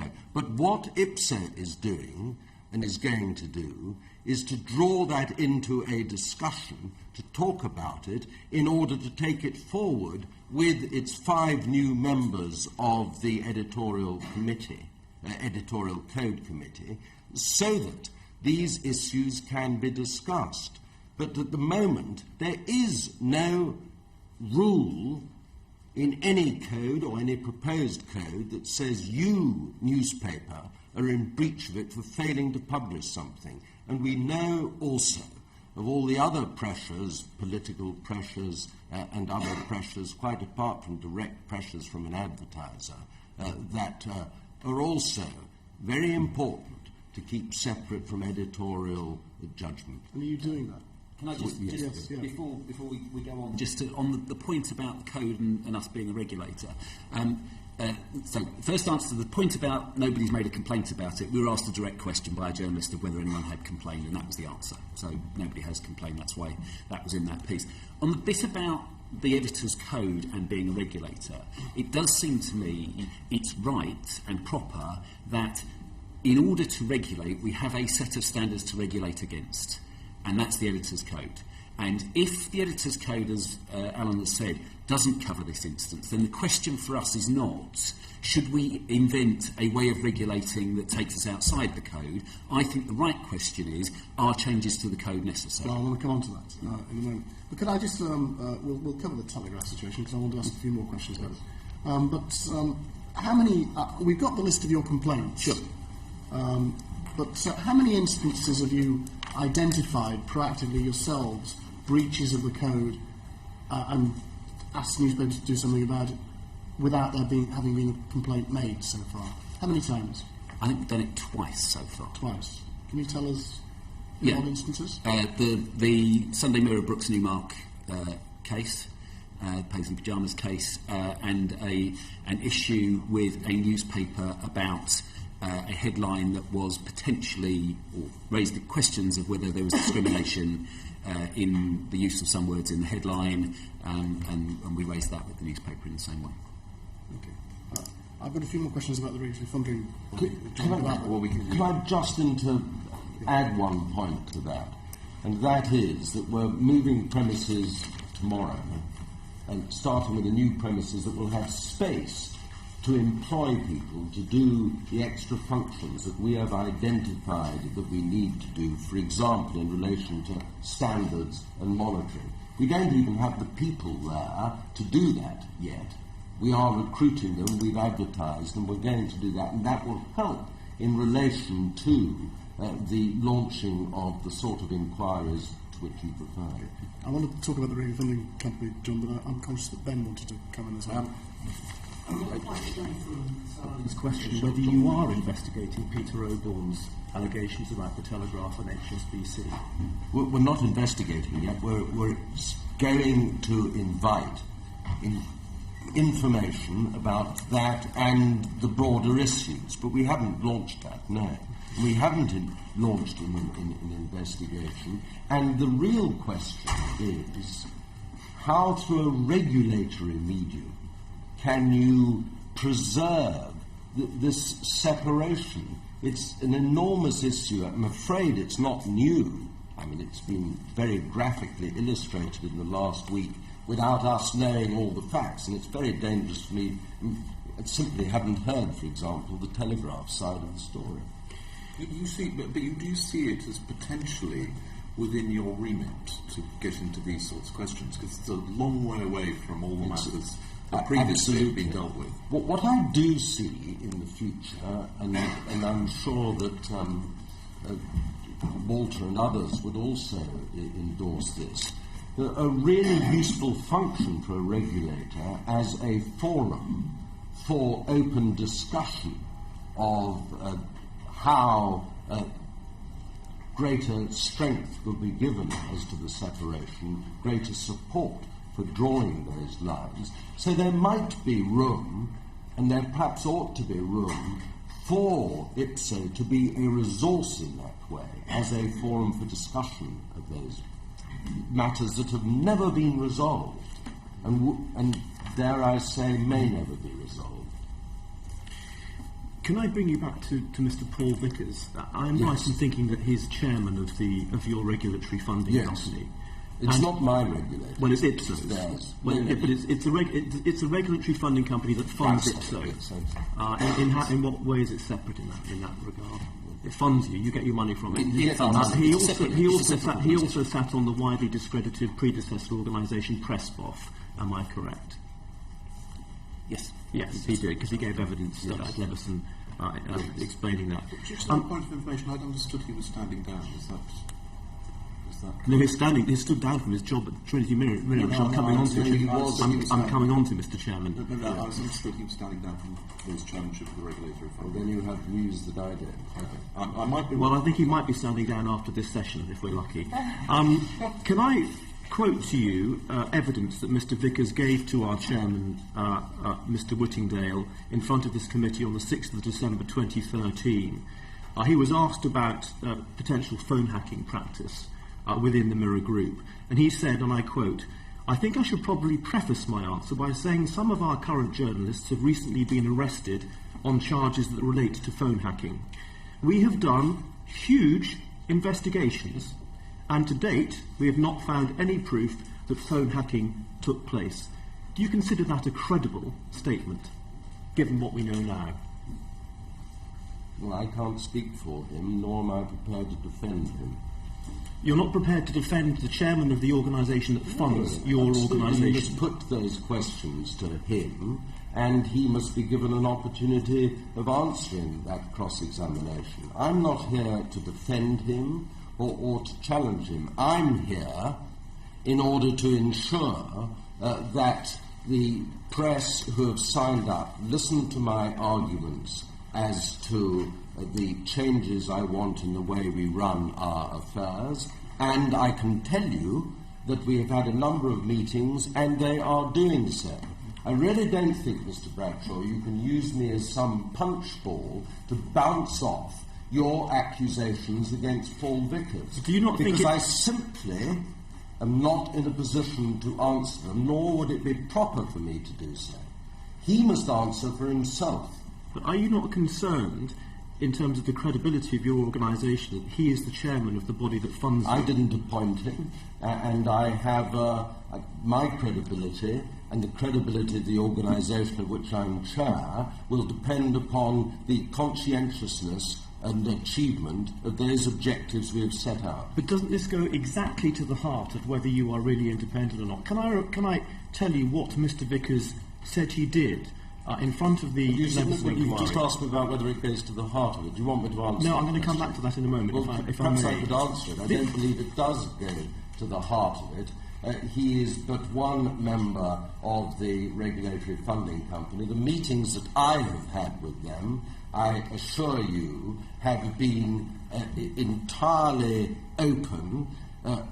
They have listened very carefully to the arguments that we have both submitted in writing and orally as to the changes we want, and I am optimistic that we are going to achieve them, whatever the personality. Well, we have no say in the appointment of the chair of the regulatory funding company. Whatever you called it, we would never have a say in the appointment of the membership of those who represent and appear on behalf of the press that sign up to our scheme.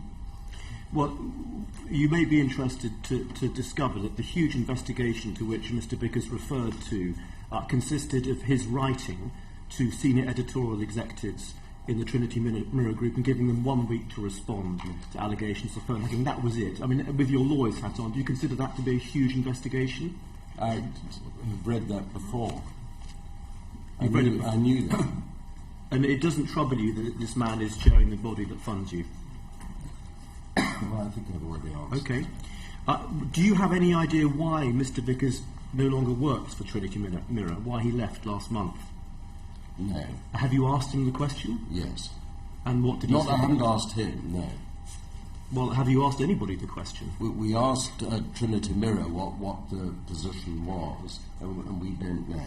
And you don't think it could be related to the fact that the Trinity Mirror Group has admitted now to widespread phone You'll hacking? have to ask them. I'm not prepared to speculate. But this is the man who chairs the organisation that controls your It organisation. doesn't control our organisation. Well, we'll get on to that at the moment.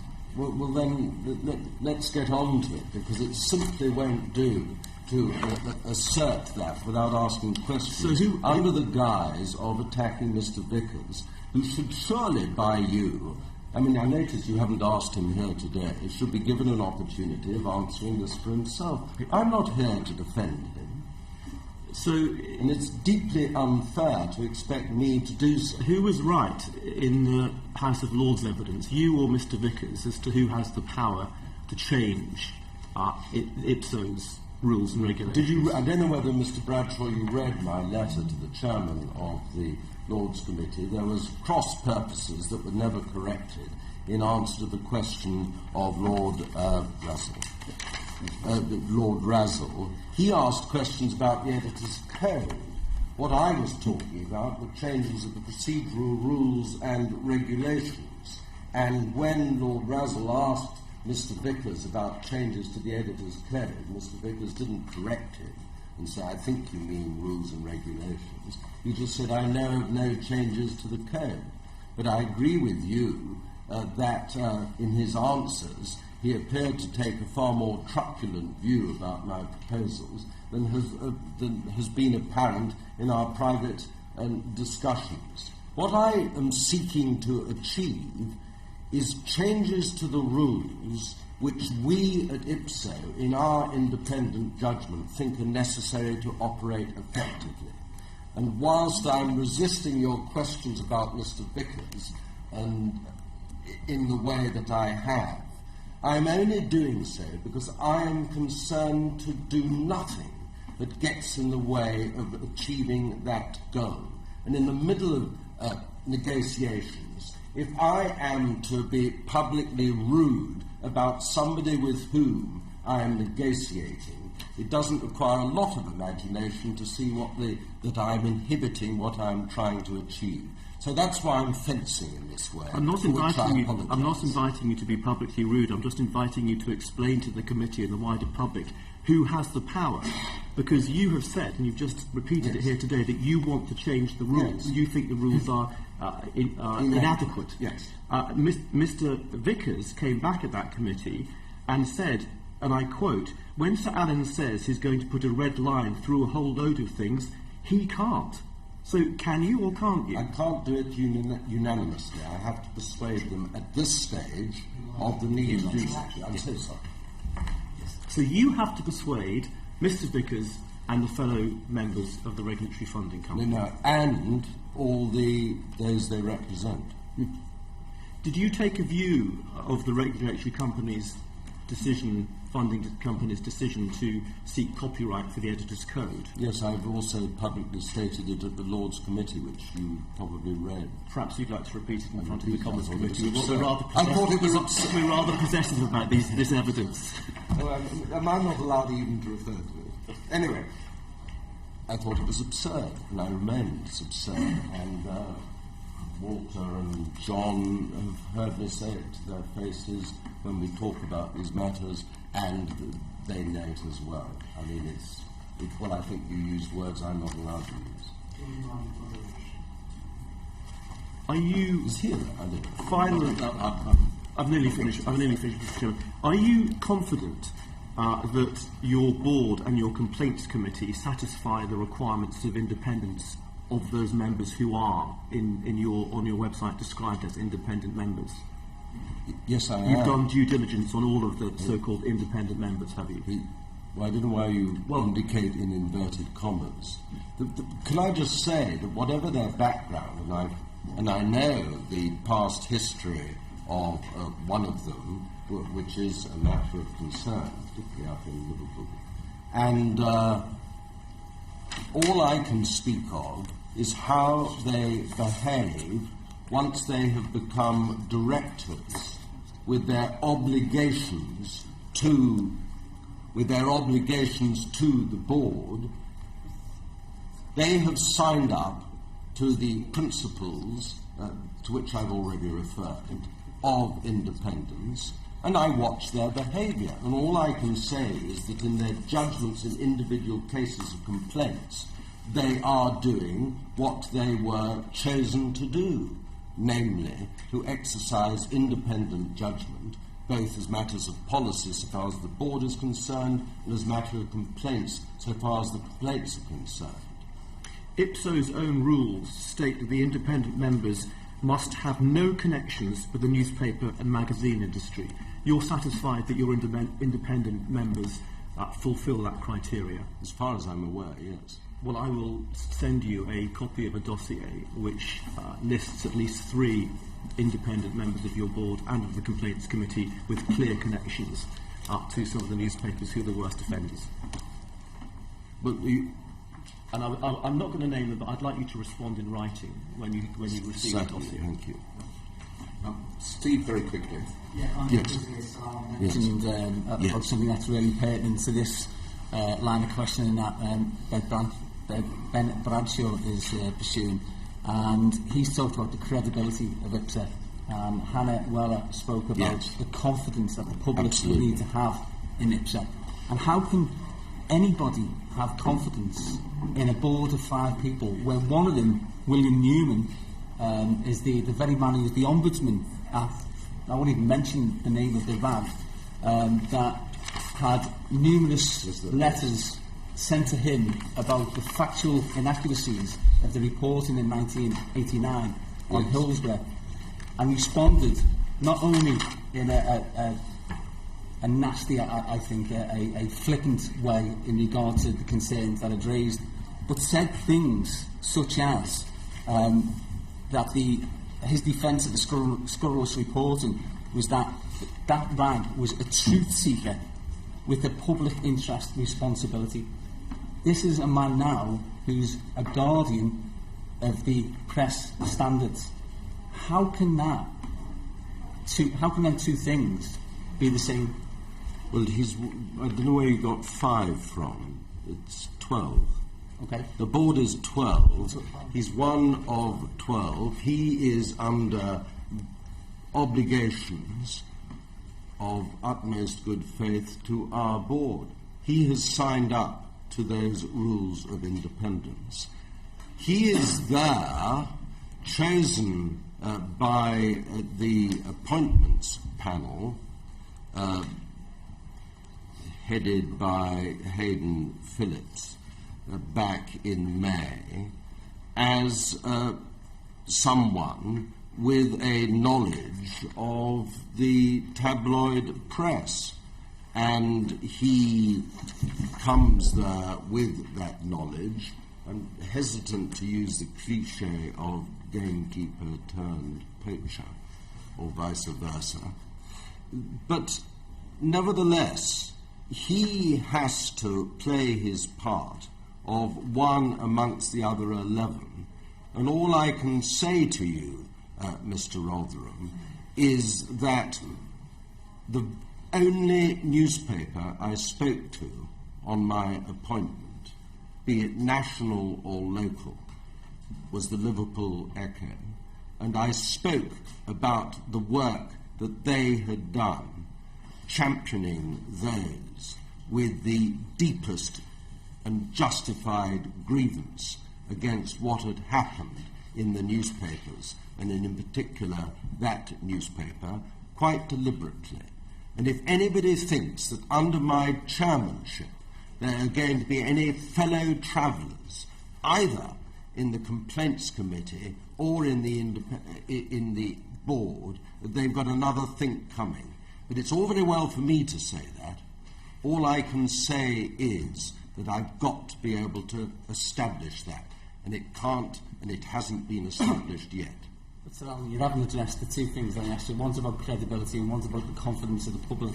This is a man who was identified by name in an independent panel report for defending the indefensible. Now, there are going to be people who are going to be sending in cases to your body for investigation.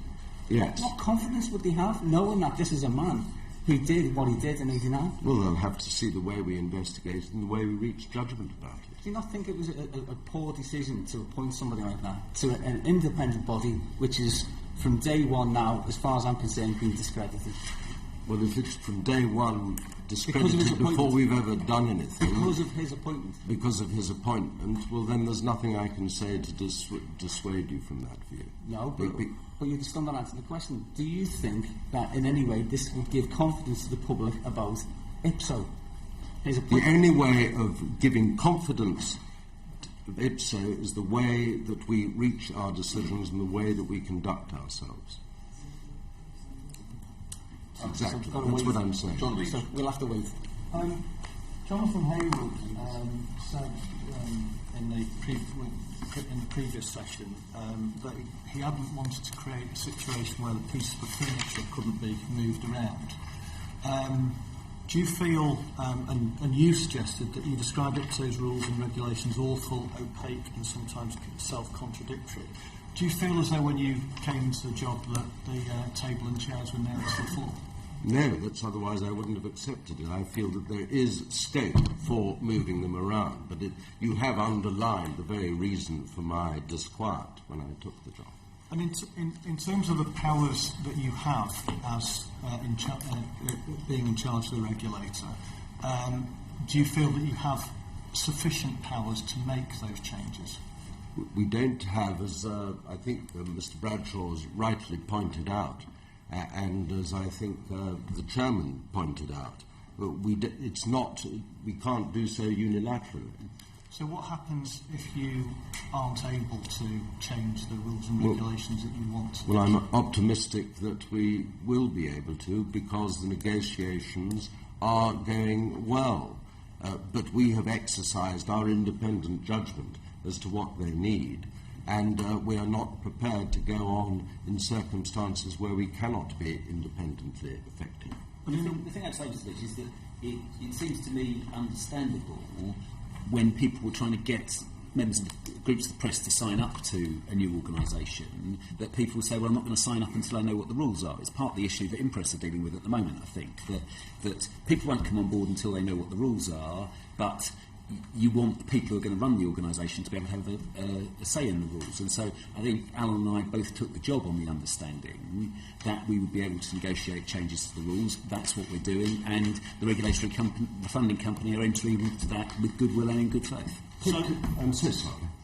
Well, let's assume the worst case scenario, and you can't persuade them to allow you to change the rules. What do you do?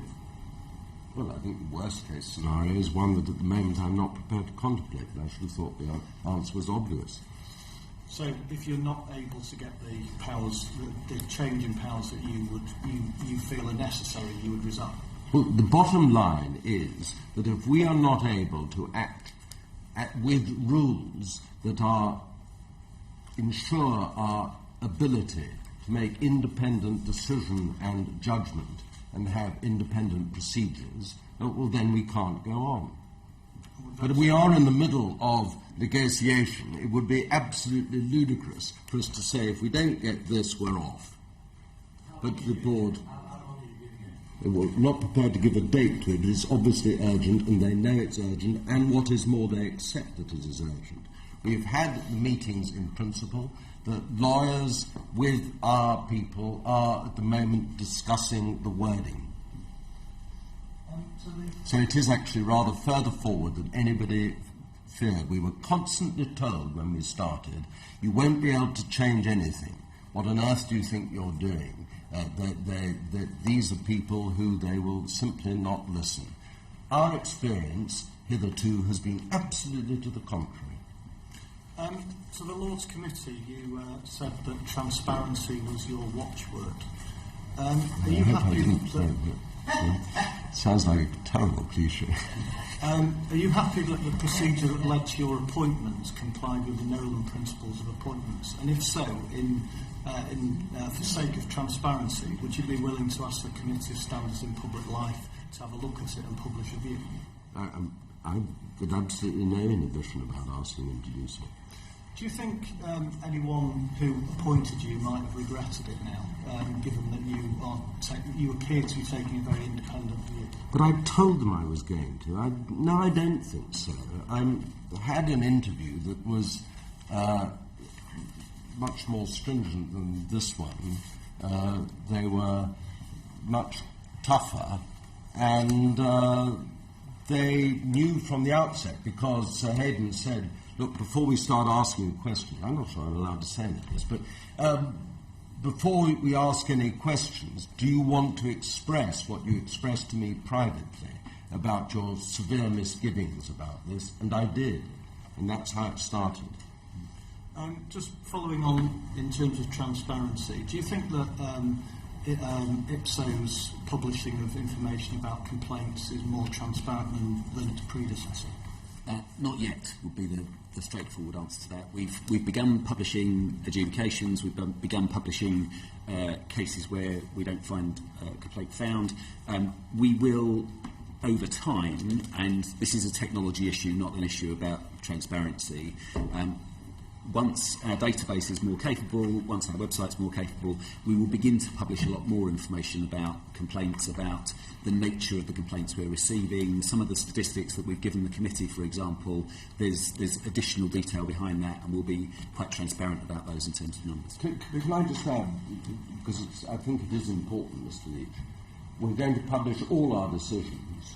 Some of them are going to be starred, in other words, those which have greater precedential value than others, but all of them will be there. I don't know why that there are these technical glitches. It is a website that we inherited.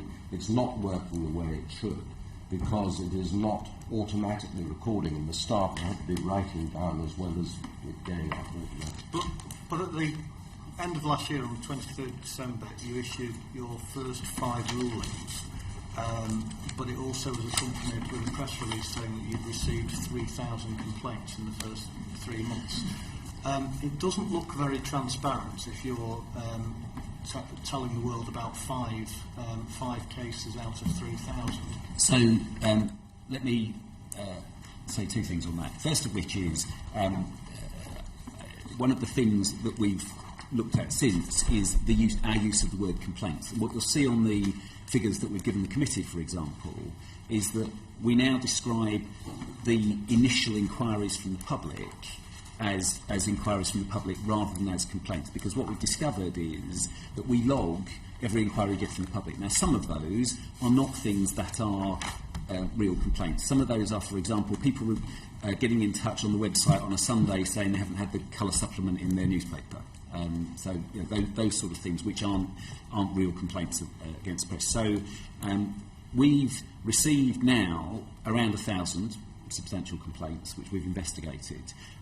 What we will begin to set out, as we have done for the committee, is the reasons why those complaints don't reach adjudication if they don't. And so, for example, a proportion of complaints aren't pursued to the end of adjudication by the complainant for one reason or another.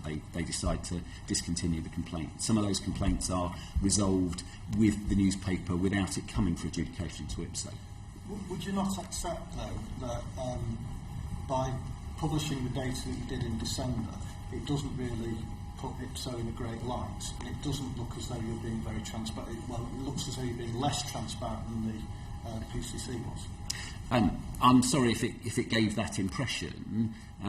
What we were seeking to do in December was because the Complaints Committee had met on 2 occasions, we actually had some full adjudications. We had both complainants and newspapers asking us to publish those in order that they could begin to understand how the IPSO Complaints Committee was approaching complaints and to begin to build the body of case law. As I say, we will soon begin publishing a more granular version of the complaint statistics, which will give people the exposure to the sort of level of transparency you're talking about, which we think is important. One last question. There has been some criticism from some quarters that you're treating national publications differently to local publications in terms of the outcome of complaints. So in the case of Littler versus the Sunday Express and Hutchins versus the Wiltshire Times, there appears to be a certain lack of transparency in how different decisions were reached on those 2 cases, where you took a tougher line on the local publication than you did on a national publication. Perhaps the national publication, which provides a significant amount of funding towards your organisation. Well, so nobody's raised that issue with us, and I'm grateful to you for raising it, because it's the sort of thing we should look at. I'm very happy to look at it, and if you'd like, I'll write to the committee with some reflections on it. What I would say on it is it is entirely possible in the early days that some of our rulings are not as consistent as they will be in the future when the Complaints Committee has more experience of this, and I'd be interested to look at the difference in this case. But what I can say is that I would absolutely refute any suggestion that the possible financial contribution of any newspaper group plays any part in the way we consider complaints. And I think that any member of the Complaint Committee, if you spoke to Mr. Watts, who's here today, the ex-headmaster of one of the largest comprehensives in the East Anglia, or Lara Fielden, who gave very important assistance and help to the Leveson inquiry, or David Jessel, founder of the Criminal Complaints Review Commission, and you thought that they were reaching decisions influenced by the nature of the personal complaint, they would regard that as the most monstrous of suggestions, as indeed would I as chairman of the Complaints Committee. The idea that we are affected by anything other than our judgment about the merits as to whether there's been a breach of the code or not is complete balderdash. On that basis then, and that was a very robust defence, thank you for that.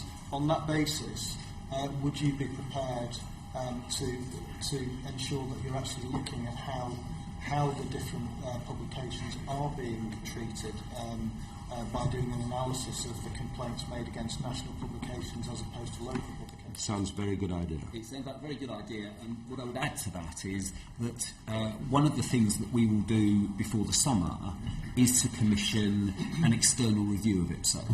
We think it's very important that there is an independent external view of how IPSO has carried out its role, and that might be the sort of analysis that sort of review might also carry out independently of IPSO. But I think it'd be a very good idea if IPSO was also monitoring that in turn.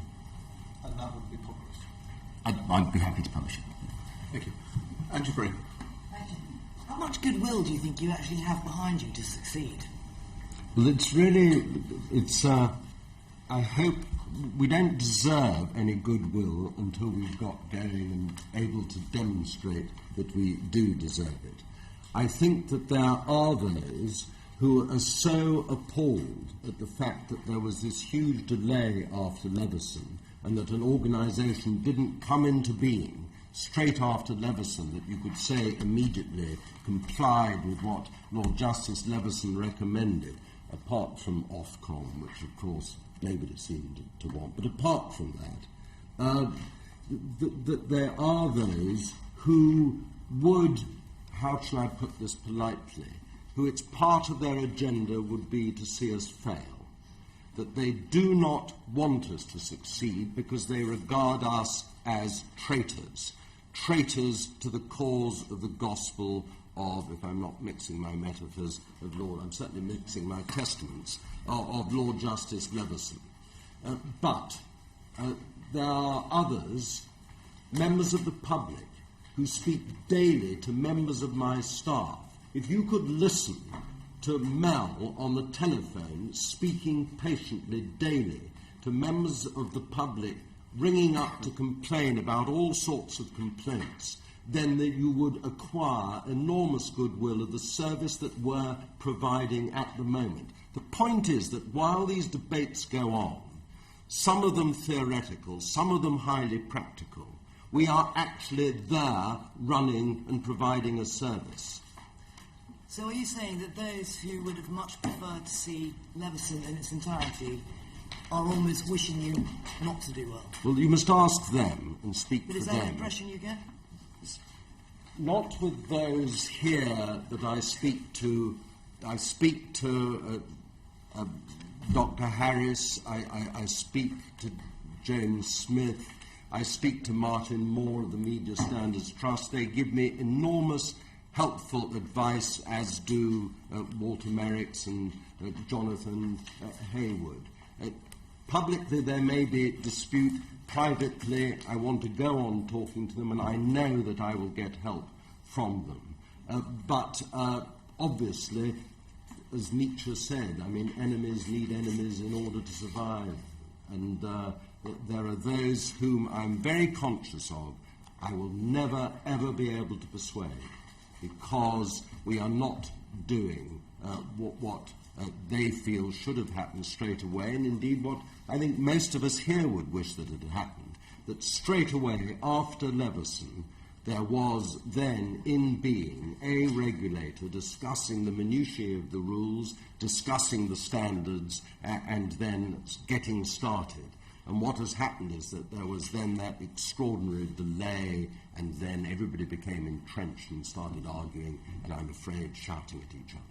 Were you surprised to hear this morning our first witness, Hannah Weller, saying that she didn't have much confidence in your organisation? Not at all. As I think I said earlier to another of your members, I well understand her suspicion and the misery of having to go through all that process of litigation in order to establish what any mother would want to establish, that is, protecting her children from paparazzi. Not surprised at all, no. But you heard the questions from my colleague Steve Rotherham about the fact that you're going to have to build up some credibility, and we said, well, the proof will be in the eating. Actually, how long have you got to establish some credibility so that the public can feel that the whole future of the press is in good hands now, that can make the right decisions? No, not long at all. It is incredibly urgent. All I can say is that I started on the 8th of September, Matt started at the end of September. We then had to set out, and surely this is sensible, what we say functions were needed, not just complaints handling, but standards, external affairs. One of the problems with transparency and telling people what we're doing, we don't even have a department to say what we're doing. We've now got the funds whereby we're satisfied we're going to be able to do that, and we're moving to new premises tomorrow and the day after, and then we will recruit those people, and they will start doing what we believe a regulator needs to do. But if you say when, I hope the day before yesterday, because people who've waited since the end of the Leveson report have waited far too long. Confidence. Can I just think back to a question that you answered a little earlier, where you seemed to indicate, Sir Alan, that the recent coverage in the Telegraph might be something that your body could look at.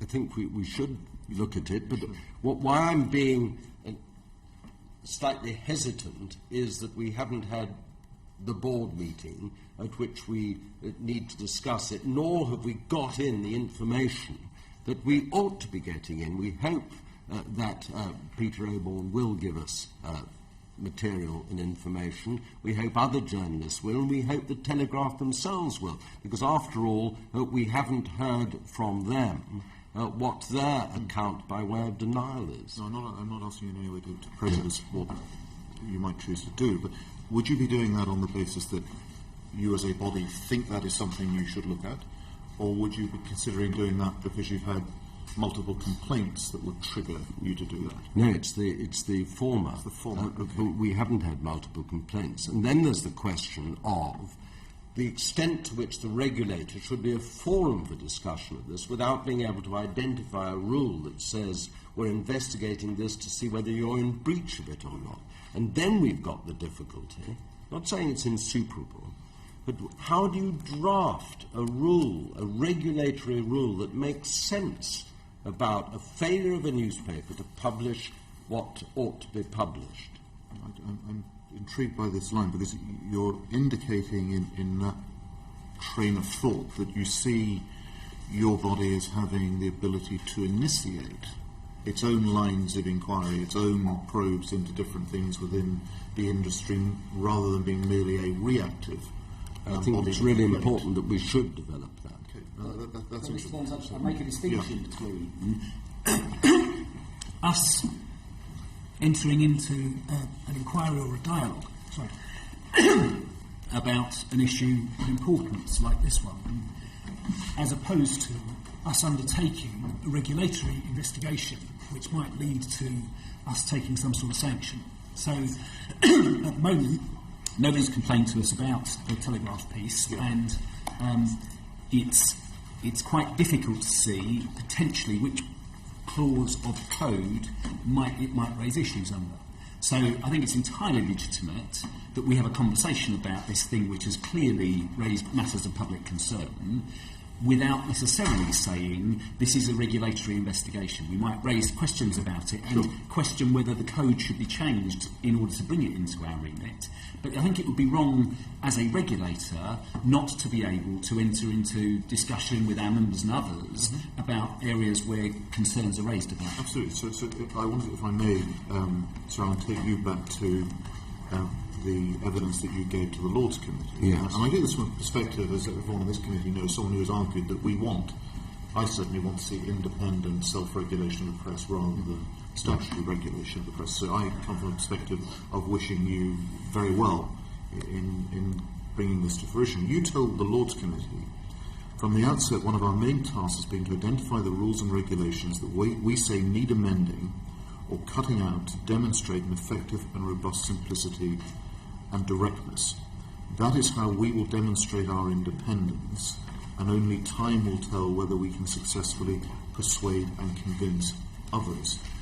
Can I take you right back to the beginning of today's evidence session? Because we heard very powerful, compelling evidence and Weller that she had no confidence in you. And I put it to her in the room, I put it to her that actually had she complained to you, that would have given you the opportunity as the new body to demonstrate whether she was right or wrong.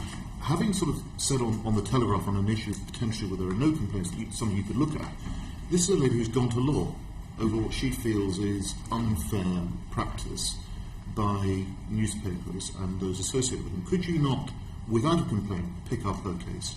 Well, we're certainly very conscious of her campaign and her wish for a black line rule that says absolutely no publication of children's photographs. Then I'm not quite sure whether except with consent, which is pretty much how I read Rule 6 of the Editors' Code Committee, and we've had cases already where for example, A-levels, photograph of a celebrating young lady with, everybody else's children all seem to get 5 stars with their A-levels.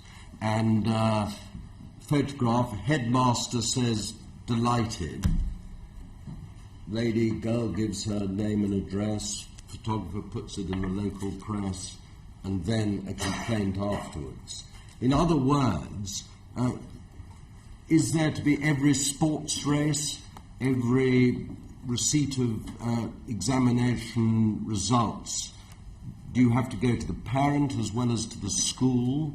But with respect, what I was asking was on the particular of her, the thing that she went along, which was the intrusion into her family, her children. when they were out. That's a separate thing, if I may say so, from the broader campaign that she said, it wasn't that she didn't want to complain, she thought there was no point. Yes. She thought that your new body was no different, would have no different If she had outcome for her. complained, we would then have considered the complaint, and if the photographs were taken without consent, in circumstances where she had a reasonable expectation of privacy, which, as the judge, Mr. Justice Dingemans, found, or in circumstances when they'd gone out shopping, then we would have upheld the complaint. So what would be, in terms of, and maybe just to get the specifics of her, what would be different? What would you say today is different for someone who lacked confidence in your predecessor regime about your regime, that they should have confidence in coming to you? Well, first of all, for the first time ever, that the members of the press have signed up to an agreement enforceable in court to be bound by these rules and to be bound by the editor's code. There was no contract, there were no rules before the PCC, and no requirement on the part of the publication under the contract to publish the correction in the terms dictated by ipso, in the place dictated by ipso. None of those compulsory powers previously existed. And so far as a redress is concerned for breach of privacy, we are very conscious of the need to avoid the sort of processes that Mrs. Willard had to go through going to court at vast expense in order to vindicate her rights. What is needed is a compulsory system of arbitration or ombudsman, some form of redress which avoids the need for having to go to court.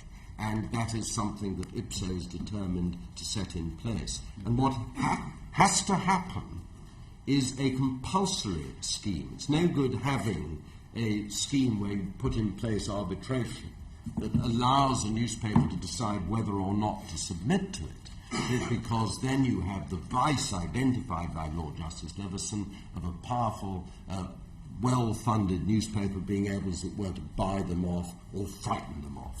And in answer to Lord Douglas in the House of Lords, you accepted that not being able to amend the editor's code put you in a weaker position than you would like to be in, and that it was your ambition to get to a position where you as the body could change that. How key is that a requirement for people like Mr. Merricks to have greater confidence in you as a body? I would imagine, speaking on her behalf, absolutely key.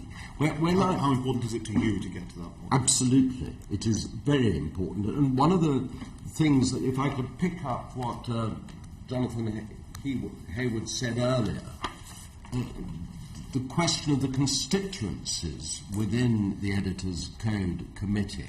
It's a point that Joan Smith for Hacked Off made to me powerfully very early on when I went to speak to them, and they were good enough to talk to me, was the importance of journalism and journalists being on the Editor's Code Committee, so that you would have these different groups, editors, lay people and journalists, with nobody having overall power. There's been a start, and I accept it's only a start, whereby I and Matt are now both on the Editor's Code Committee, with 3 others who have now been appointed by our appointments panel. Excellent. And just to close, you may be interested to know that Alan Brushby is a great fan of your collar. He's been tweeting about your stylistic appearance. Oh, is it? Well, that's very unkind of you. Is it gone completely? No, it's very flamboyant. Probably gone viral around the world. But can I just pick up about... it's worth reading what Mr. Rusbridger said to the Lords about joining us if we are satisfied that we have got the changes that we want, and the problem that he felt with the Charter. And if I were Mr. Merricks and Mr. Heawood, I could well understand their reluctance to say, at least now, we will sign up for recognition. Because the real worry might be not a single national newspaper would join them. And this is a worry. So I go back, well, I've already made my point about incentives. We've covered that. Mr. Farrell. Paul Farrell. Ben mentioned the position of Paul Vickers, Sir Alan. We pursued phone hacking because Les Hinton at News International told us there had been investigations when there hadn't been. So he'd misled us, and, yes. and it appears from the recent record that Paul Vickers is the Les Hinton, if not the Tom Crone of Trinity Merricks. But as you say, that's not for you to comment on. But when he did appear in front of the Lords Committee a week after you, and I think Ben raised this as well, when it was put to him, your red lines comment was put to him, he came back with rather aggressively in a way that really, to paraphrase it, Sir Alan, you can come back and see us, Sonny, when you've been around long enough to wear long trousers. Yes. And the tenor of that sort of comment is self-defeating, don't you think? It doesn't give a great impression to the outside public that Ipso is going to be independent. Well, it's self-defeating for him. I mean, I can only speak as I find, and he is one member of the RFC.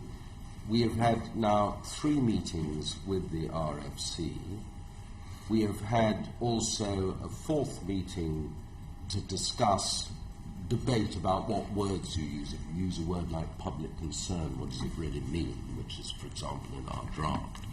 And they are, all I can say to you is that they are going really well, so that the impression, and I entirely shared that with you, that he gave publicly in answer to the other committee has been belied by the behaviour of the emollient, helpful discussions that we've had. Now, I know it's easy to say that, but I can just assure you that this is what is going on now, and I am optimistic. Okay. There was going to be, I wanted to come on to this, the question of the meetings with the regulatory funding company. There was one due at the end of January after those comments were made by Paul Vickers. Was that the last one that's taken place? No. We've had 2 more since then. One, that one, in which I studiously avoided commenting on some of his comments about me that he made publicly, so I bit my tongue, and so that we were able to proceed amicably. We then had another meeting in which all the regulatory funding committee were there, and I was able to address them and set out orally the reasons that I've already put in writing as to why I want the changes, and they've got the specific draft of the changes that we want. And then after that 3rd meeting, with those they have nominated lawyers to discuss with Ipso people the wording. Can you just outline very briefly for us what changes you want? Yes. 3 have come up in public. You may say there are more. There's the question of the investigation rules, arbitration, the question of people making direct complaints. So a 4th has been raised here now, where you're seeking ownership of the editor's code and to change the makeup of the... Can I just quibble with a word? Because not ownership. I'm seeking a change of constituency which would give nobody ownership. But what I would pick up, a point I think you've made earlier, is the need for flexibility. It's a point Mrs. Weller made. The need for being able to go speedily back to the public and look at those points where they were changed. Sorry. Can you just outline the main changes you want? The main changes, first of all, in relation to overall, they need to be much shorter and much clearer and much simpler. They're a nightmare to understand. So far as complaints are concerned, keeping the timing tight so that it's really very speedy resolution, and the moment that any newspaper or complainant feels that they're getting nowhere, that they come to us and we resolve and adjudicate. So there's an awful lot about mediation. I simply don't understand. It's going to be a decision, and that, of course, is what is happening now. Then there's the case, which I think you've already referred to, where a complaint is either never launched or where a complaint has been withdrawn or settled, where we believe there are matters of public concern that require inquiry.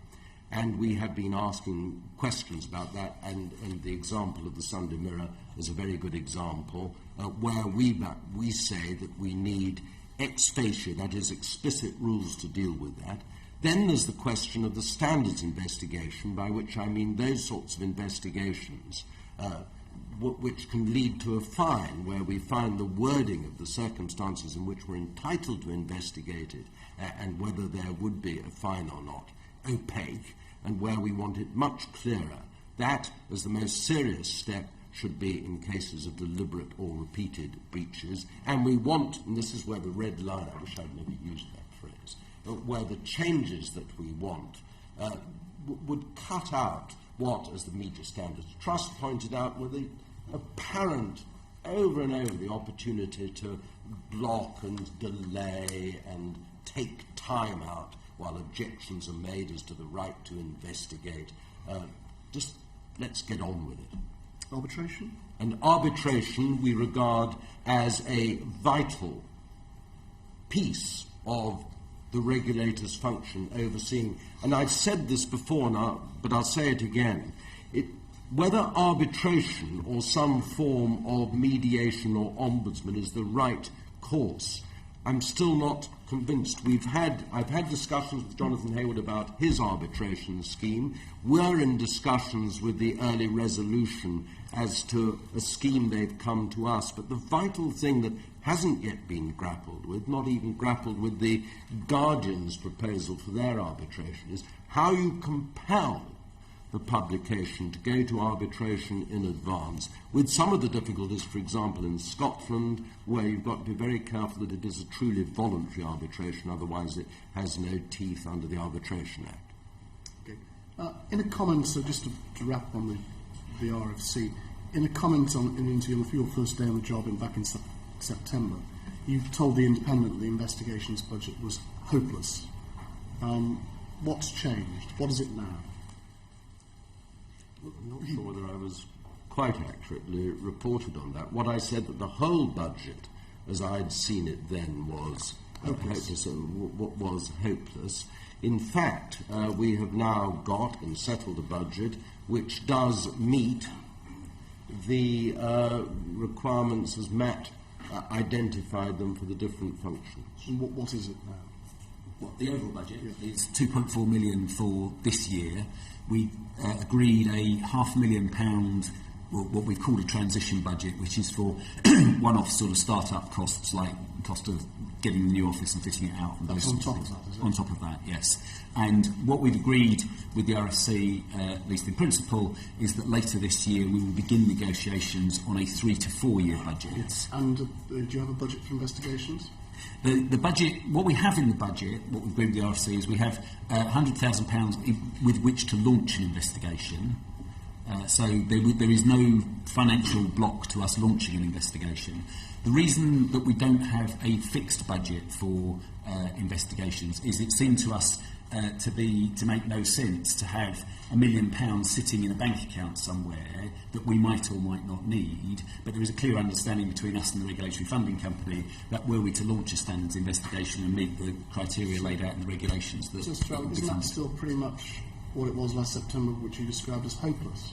No, that's why I think it was the whole of the budget. Well, the whole of the budget. The whole of the budget was what I thought was hopeless. I think I was right about that, because what was being proposed wasn't much less than what we ended up with as deciding that we wanted. So far as investigations are concerned, it is a difficult question of whether you can have a body of money that is going to sit there when you don't know how much you're going to need.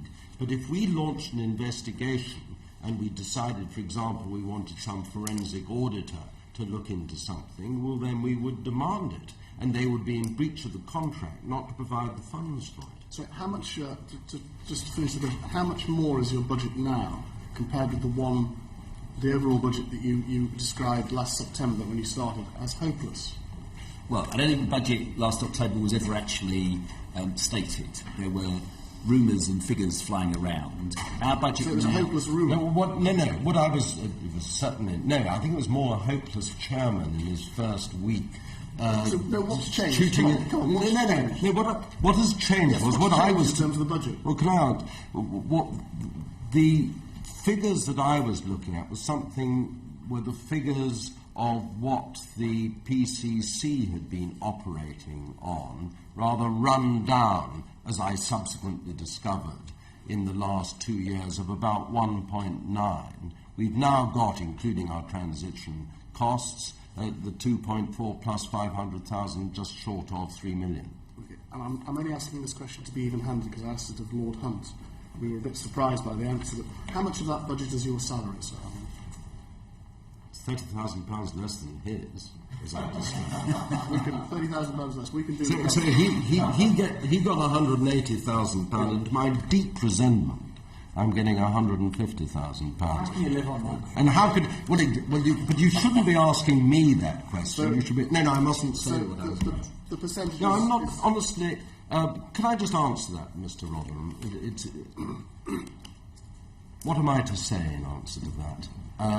I am doing this job because I believe it worthwhile in the face of... I think he's signing his letters now, but I mean in the face of...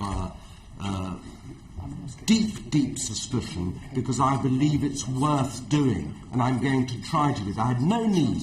I was in a fortunate position of when I stopped being a judge of not having to work again, and certainly not looking for any other work. I had lots of things I wanted to do unpaid in charities that I now work for, that I want to go on working and not earn a penny more except the judicial generous pension. So I was in that very happy position.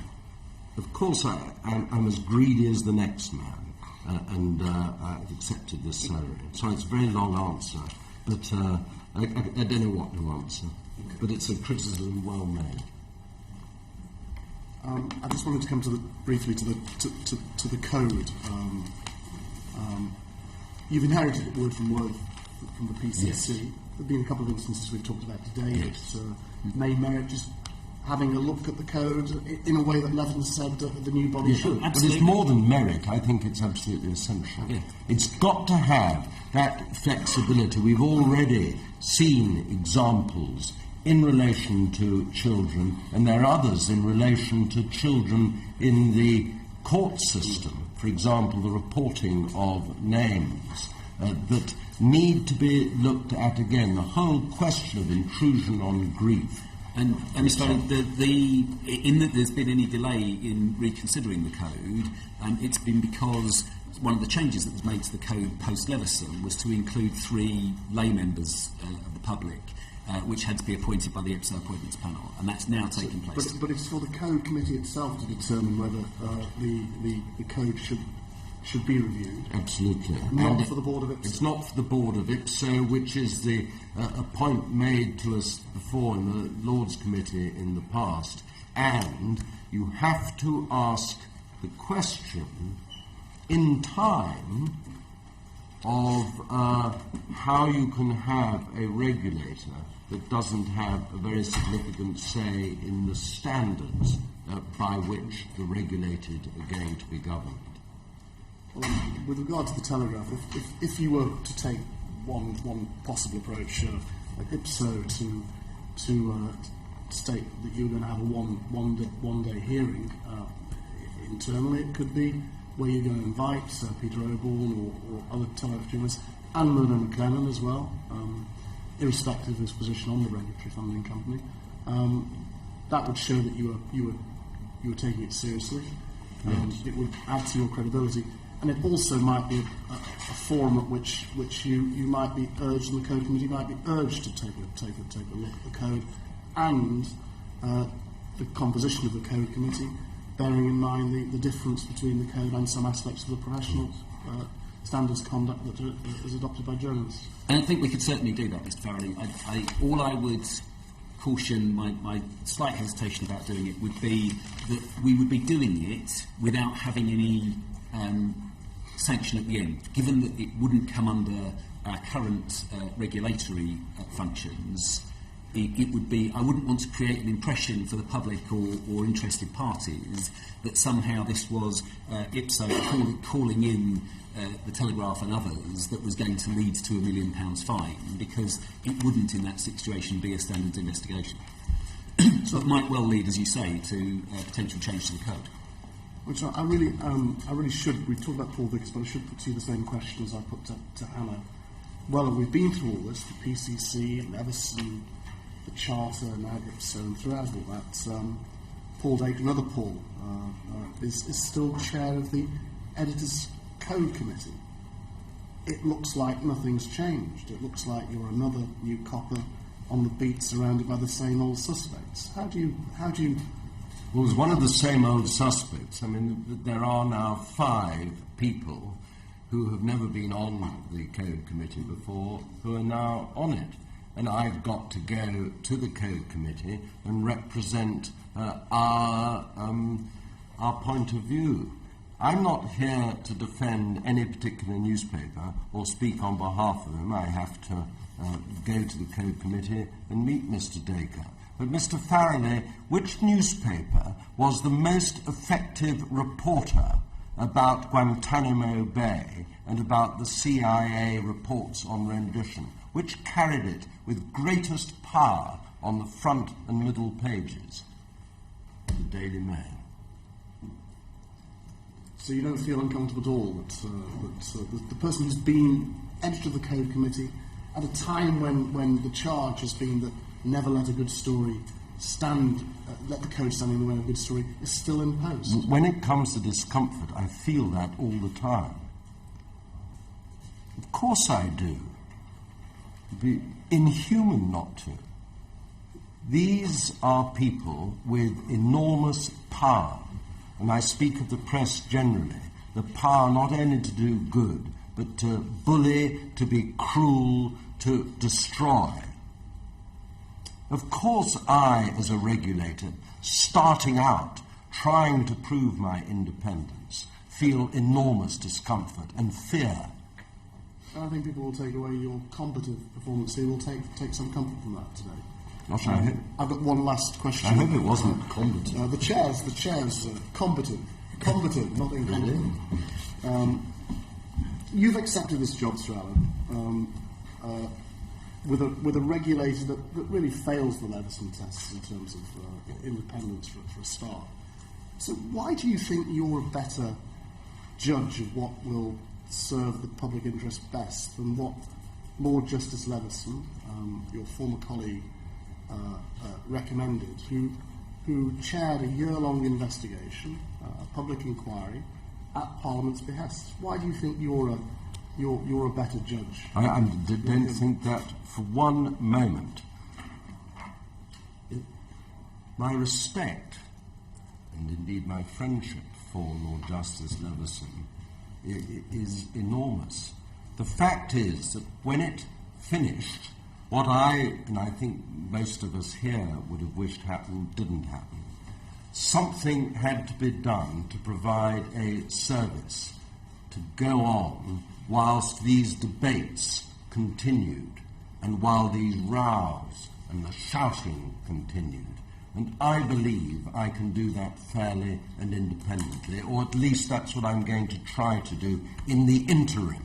So this is an interim arrangement as far as you're concerned? No, if it succeeds, it will be a permanent arrangement. It's interim at the moment because we have to wait to see whether the words I speak can be put into effect. Okay, are we done, colleagues? Sir Alan and Steve, thank you very much for your evidence this morning, and I declare the session closed. Thank you.